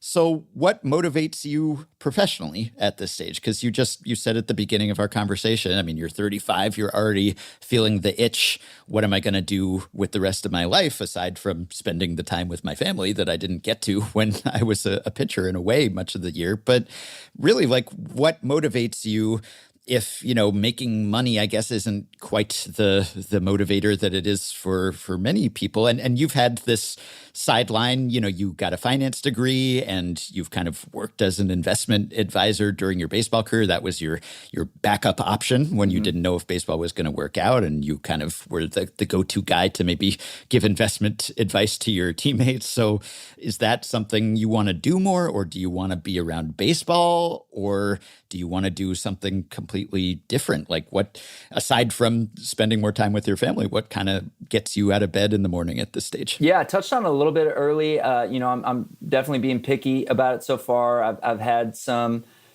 cool opportunities from people that have reached out with things, and I'm definitely not ready to dive 40 hours into something per week. I'm going to be picky.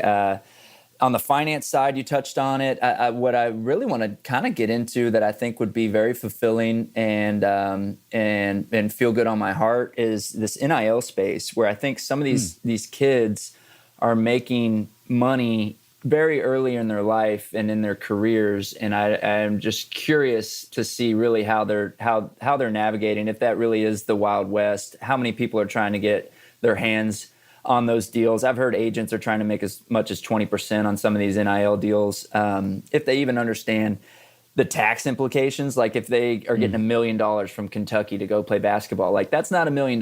I can show you one of my pay stubs that proves to you that that's not $1 million. And I think they would love to hear that from an athlete, someone that's walked that life and has been in their shoes and has made money at a young age and is now 15 years ahead of them of trying to navigate how to make that money last a lifetime.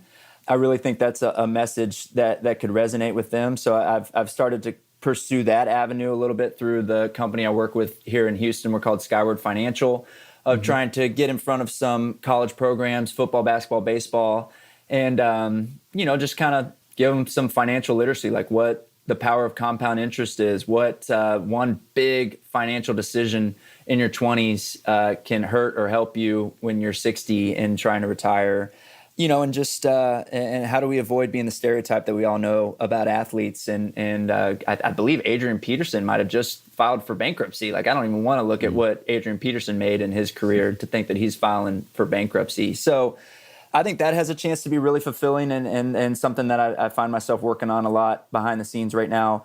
Baseball-wise, I called everyone in the game that I felt comfortable calling and kind of asked for what's like a 1 foot in, 1 foot out gig right now. Well, I have 3 young kids, and that basically doesn't exist. If you're trying to work in professional baseball, you might as well sign up for 100 hours a week in the nighttime schedule that comes with traveling and going to games and all that kind of stuff. So the next thing would probably be to reach out to Texas A&M, who's about an hour up the road, and see if I can come around them a little bit, watch some bullpens, see if I can help those kids a little bit in their careers as they get theirs off the ground. And then I think to answer your question, one thing that gets me out of the bed is the unknown. I know that I have things to give and I have avenues to explore, and I want to give bandwidth to each of them and see what sticks and see where I am a year from now as far as what motivates me and what I do want to give my time to. So I think that is such an interesting thing right now that I'm trying to navigate. So yeah, that's once again another long-winded answer.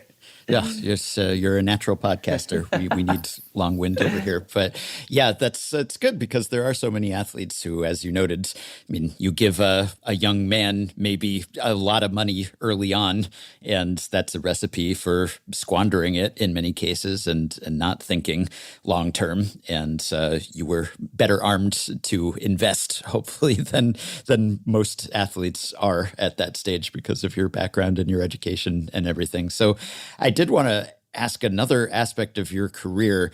I did a segment on an episode a couple years ago that was inspired by you moving from the rotation to the bullpen. One of the times that you did that, just looking at just the swingmaniest swingmen in Major League history. I don't know how you feel about the term swingman, whether you embrace that, whether you resent that, but I love it. I was trying to figure out just who best represents the swingman. And I looked for guys who have started and relieved at least 100 games apiece. And then I looked for the guys who had the ratio closest to 1, where they were basically even time out of the rotation and in the bullpen. For example, Wade LeBlanc, he started 129 games and he relieved 129 Oh my games. gosh, did he really? Wow. Yeah, maybe it doesn't get much more Where did I end than up? that. Well, you ended up with a ratio of 1.08. So you started 129 games and you relieved 119. Oh So my you were, gosh. pretty close to 1. And the thing is, I think you have a better case than Wade LeBlanc for a couple of reasons. For one, you pitched in both roles in every single season of your career. So some guys, they have a starter phase and then they have a reliever phase. Your every single season was at some point a starter phase and a reliever phase. And the other thing is that you were almost equally effective in those roles. And it's maybe more typical for someone to be significantly better out of the bullpen than as a starter. It depends on your roles. But looking at your results, 4.16 ERA as a starter versus 4.20 as a reliever, 4.08 FIP versus 4.03, 259 batting average allowed versus 260, 734 OPS allowed versus 741. You were almost exactly the same guy. That's amazing. Regardless of the role. I guess the only difference is that you did throw a little bit harder as a reliever, but only by about 1 mile per hour. So I wonder how you feel about constantly, I guess someone could look at it as being jerked around, or you could look at it as just being versatile, and how that affected your mindset depending on the role, and whether you self-identify more as a starter or a reliever or just embrace both. No, I am so proud of the swingman role that I have. I think, and will be remembered for. Same way I think Kike Hernandez, Chris Taylor, some other guys I play with in LA are very proud of the versatility, utility man type role that they have. And yeah, don't get me wrong, Kike wants to play center field or shortstop every day, and have that routine cemented in and be an everyday guy. That's always, my dream was always to be a big league starter and to be a successful big league starter. And probably the 2 biggest stretches I'm most proud of in my career are the 2018 All-Star stretch as a starter and the 2022 Blue Jays stretch as a starter that led to me signing my deal and almost making a playoff start for that 2022 Blue Jays team before we went 2-0 against the Mariners. So I think in my head, I'm most proud of stretches where I was a good quality starter for good teams, but I'm also very, very proud of the swingman legacy that I'm going to leave behind. And maybe you're even saying I'm the most swingiest swingman ever. Like that would be pretty cool to be known for. But where I'm proud of that is later in my career when I was in Toronto, San Francisco, and Oakland, and we had some young guys that were making the team that had maybe been starters all the way through their minor league careers, and now they find themselves in the bullpen for the first time. And they're coming up picking my brain and wondering what my routine was when I was one versus the other and how I handled it mentally. And I just, I knew that I had become known for that and had become a resource for guys to use how to navigate that space. Because it is tough, man. Even when I was pitching well on some of those Dodger teams, I could go 9-10 days without pitching because we were so good.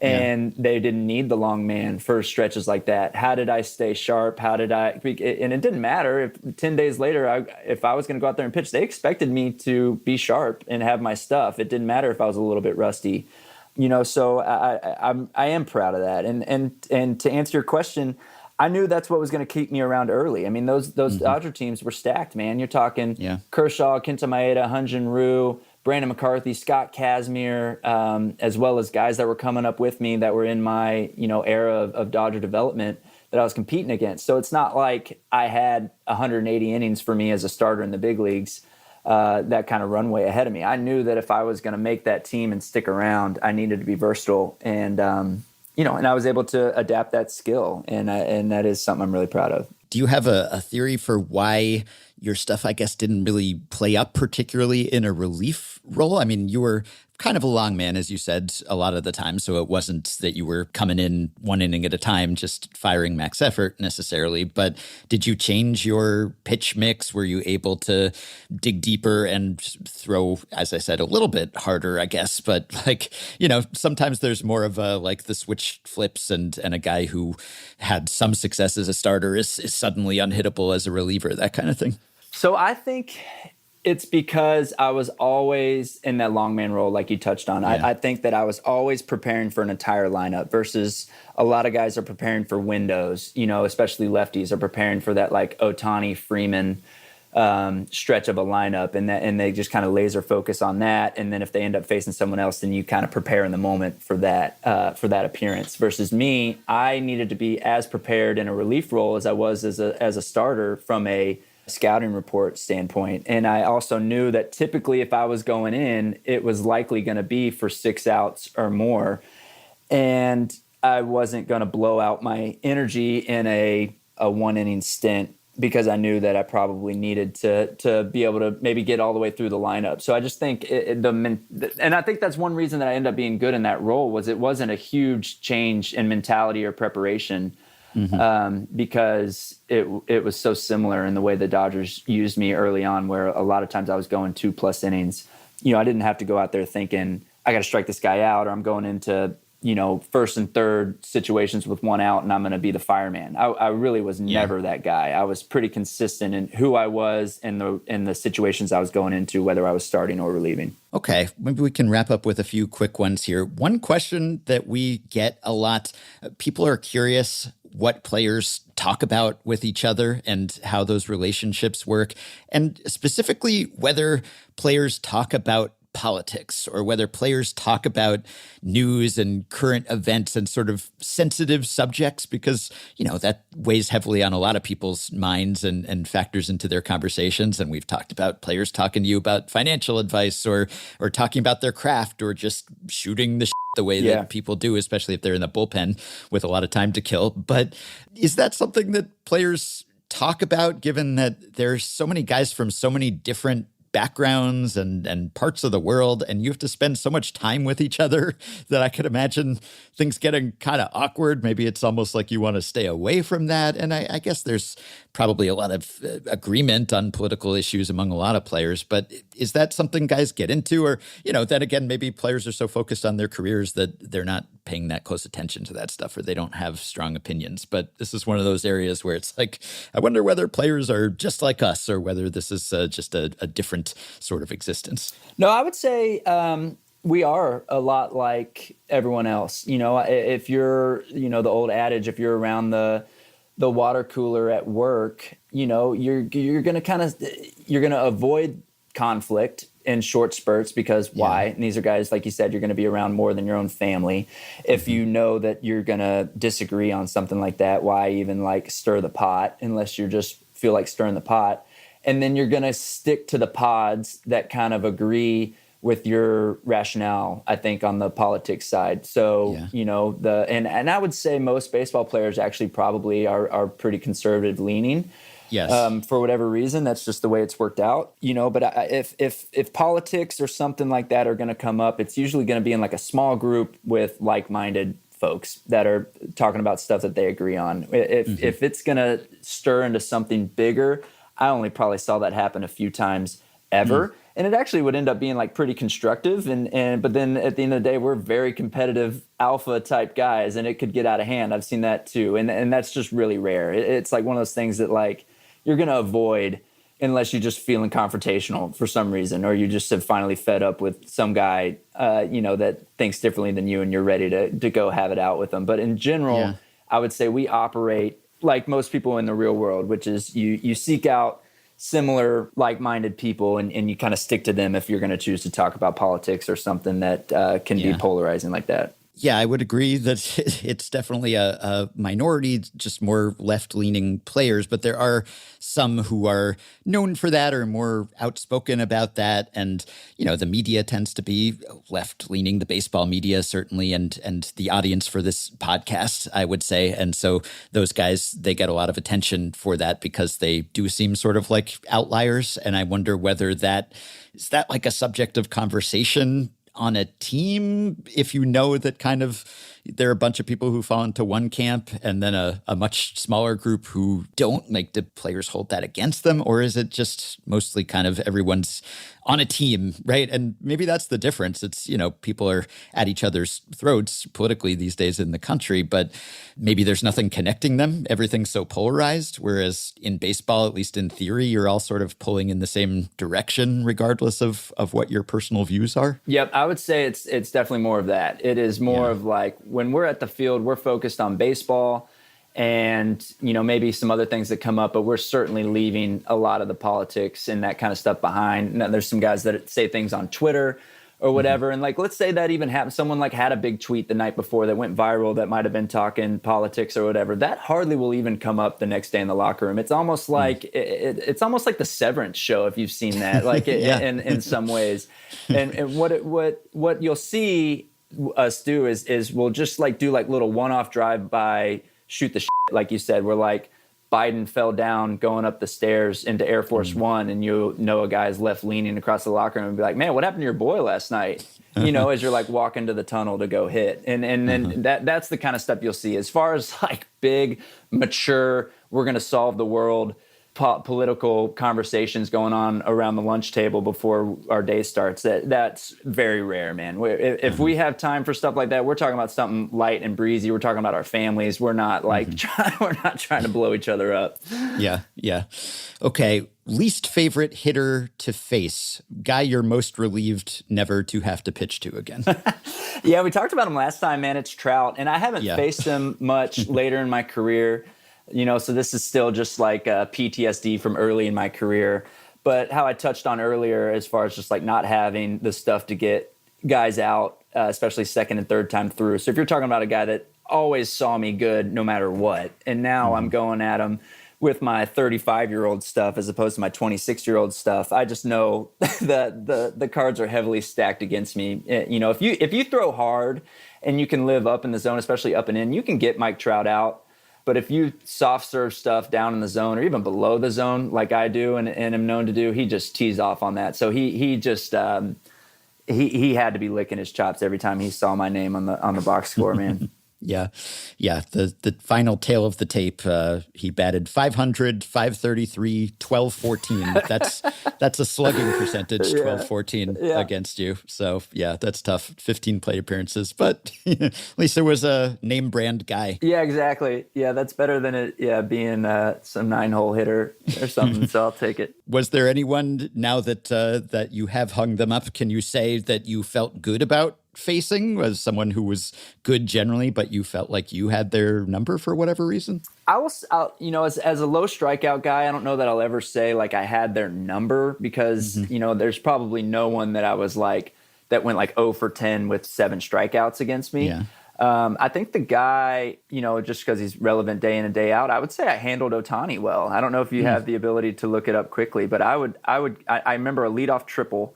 But other than that, I remember some strikeouts against Shohei. He loved to chase my changeup just out of the zone because, I think that he knows he can go down and get stuff down and away and still slug it. And I could get mine to go just enough down and away to get it off his barrel. And I'd be interested to know what Shohei has done against me. Yeah, you faced him 9 times, and he got 3 hits, though the triple you mentioned is the only extra base hit, and you did strike him out 3 times. Yeah, so what was that, 333? So, I can't say I'm winning that, but the OPS against may not Ohtani, be too not high. bad. Yeah, 889. I mean, probably lower than his career OPS, Yeah, so gosh, there's that. That's still not great. It's worse than I thought. I guess maybe I just knew I kept him in the yard, so I was... Yeah, exactly. If I struck out Shohei Ohtani 1 time, I would dine out on that for the rest of my life. So 3 times, that's not bad. Okay, favorite teammate, or if you want to give me a short list of favorite teammates, not including Rich Hill, whom we already discussed.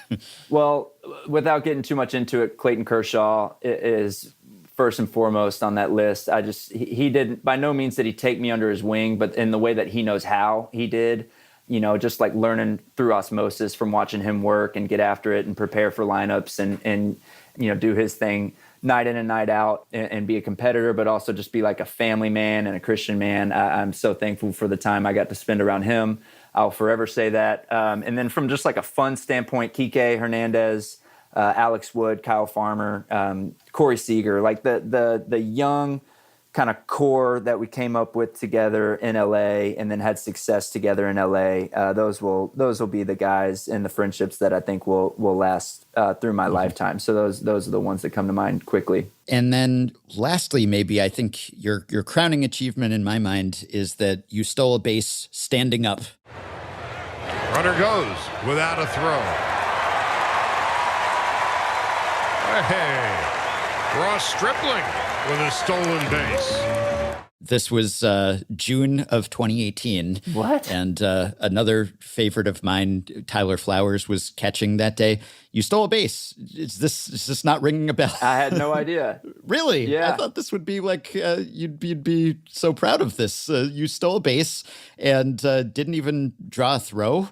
And evidently, this has completely faded from your mind. Dude, that has to be, oh my gosh, I got to find that video. That has to be like what is it called? Like indifference or whatever. And they gave me a stolen base. Yeah. No, it counted. Yeah. Was there a man on second? Like, there was a man on, I think there was a man on third. And so maybe they were worried. Oh, we were trying the old Little League play, maybe. Right. You know what is actually probably my favorite thing now that we're talking about it is I pinch ran a lot early in my career. And we are in, I believe it's either the bottom of the 9th or extra innings against the Pirates.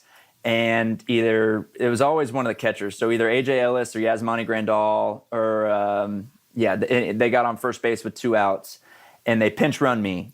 And Austin Barnes hits a ball into the right center gap and I go first to home to walk off. And that was insane. And I got made fun of for weeks because of the way that I run.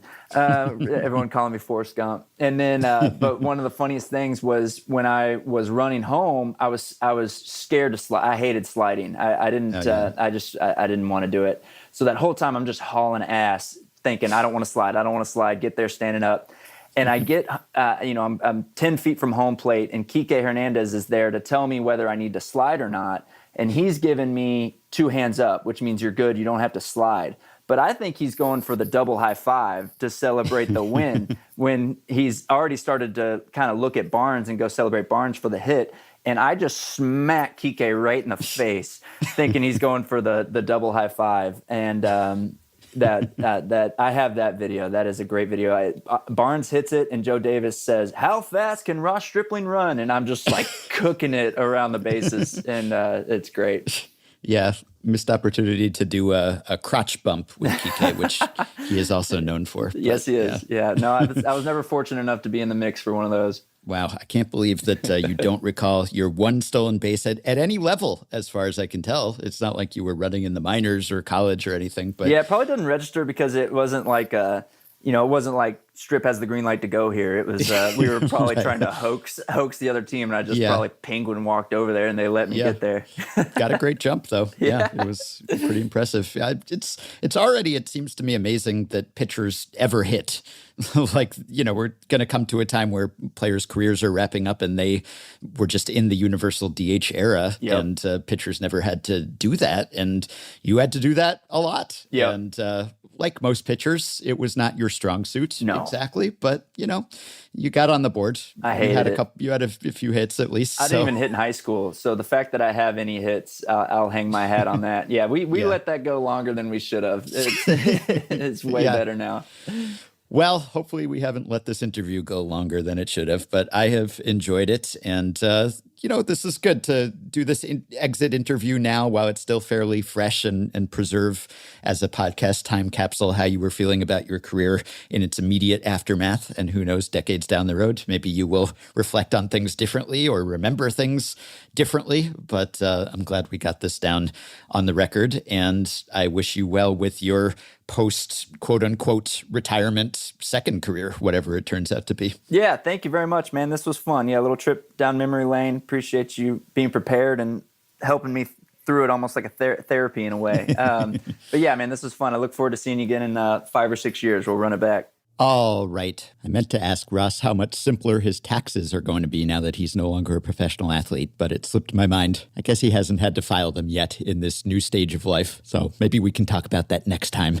To clarify something Meg and I addressed earlier, the severing of the Trevor Project from the 988 Suicide Prevention Hotline. The Trevor Project hotline will still be active. People will no longer be able to connect to it through the U.S. National 988 Suicide Prevention Hotline, but they can contact it directly. You can call 1-866-488-7386. You can also get in touch via text. We will link to that on the show page. Also, it was reported late on Wednesday that on Thursday, the Dodgers will announce their plans for assistance to immigrant communities impacted by the recent events in Los Angeles, according to a team spokesperson. Rockies beat the Nationals again after we recorded. Still, presumably wasn't the Nationals coach's fault. The latest on Rich Hill, by the way, according to Robert Murray of Fansided, Hill has not opted out of his contract with the Royals. But if the Royals do not promote him to the majors and another team is willing to offer him a major league contract, the Royals will not stand in his way, one source said. Speaking of people getting in other people's way, at the end of episode 2326, we talked about a late May AAA game between Reno and Albuquerque that ended in a very wild walk-off win, which involved Ildemaro Vargas running onto the field with a cell phone to record what was about to be a walk-off situation and accidentally colliding with his teammate Christian Pache, who was rounding third and heading for home. Listener and Patreon supporter Kyle Loebner let us know that video has now surfaced. It is on Instagram. It is very amusing. I will link to it on the show page if you'd care to check it out. And finally, we mentioned Ron Washington being an old school guy.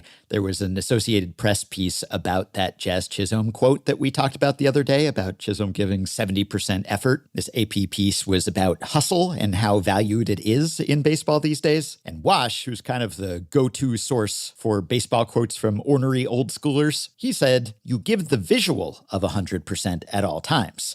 The only person who knows you're 70% is you, but don't tell people you're 70%. So when they see you dog it, they say, well, he's only 70%, which we kind of got at when he talked about Jazz. He didn't appear to be giving 70%, though that quote could come back to haunt him when he slumps and people accuse him of not hustling using his own words against him. Wash has a point there. That will do it for today. Thanks as always for listening. And a special thanks to those of you who make it possible for everyone else to listen by supporting the podcast on Patreon, which you can do by going to patreon.com/effectivelywild and signing up to pledge some monthly or yearly amount to help keep the podcast going, help us stay almost ad-free, and get yourself access to some perks, as have the following 5 listeners: Frank, Dan Valenzola, Eric Huseby, Benjamin Haywood, and Tyler Hurlbert. Thanks to all of you. Patreon perks include access to the Effectively Wild Discord group for patrons only, monthly bonus episodes, playoff live streams, prioritized email answers, autographed books, personalized messages, discounts on merch, and ad-free FanGraphs memberships, and so much more. Check out all the offerings at patreon.com/effectivelywild. If you are a Patreon supporter, you can message us through the Patreon site. If not, you can contact us via email. Send your questions, comments, intro and outro themes to podcast@fangraphs.com. You can rate, review, and subscribe to Effectively Wild on iTunes and Spotify and other podcast platforms. You can join our Facebook group at facebook.com/group/effectivelywild. You can find the Effectively Wild subreddit at r/effectivelywild. And you can check the show page at FanGraphs or the episode description in your podcast app for links to the stories and stats we cited today. Thanks to Shane McKeon for his editing and production assistance. We'll be back with one more episode before the end of the week. Talk to you soon. Well, it's moments like these that make you ask, how can you not be pedantic about baseball? If baseball were different, how different would it be? On the case with light riffing, all analytically. Cross-check and compile, find a new understanding on Effectively Wild. How can you not be pedantic? Yes, when it comes to baseball, how can you not be pedantic?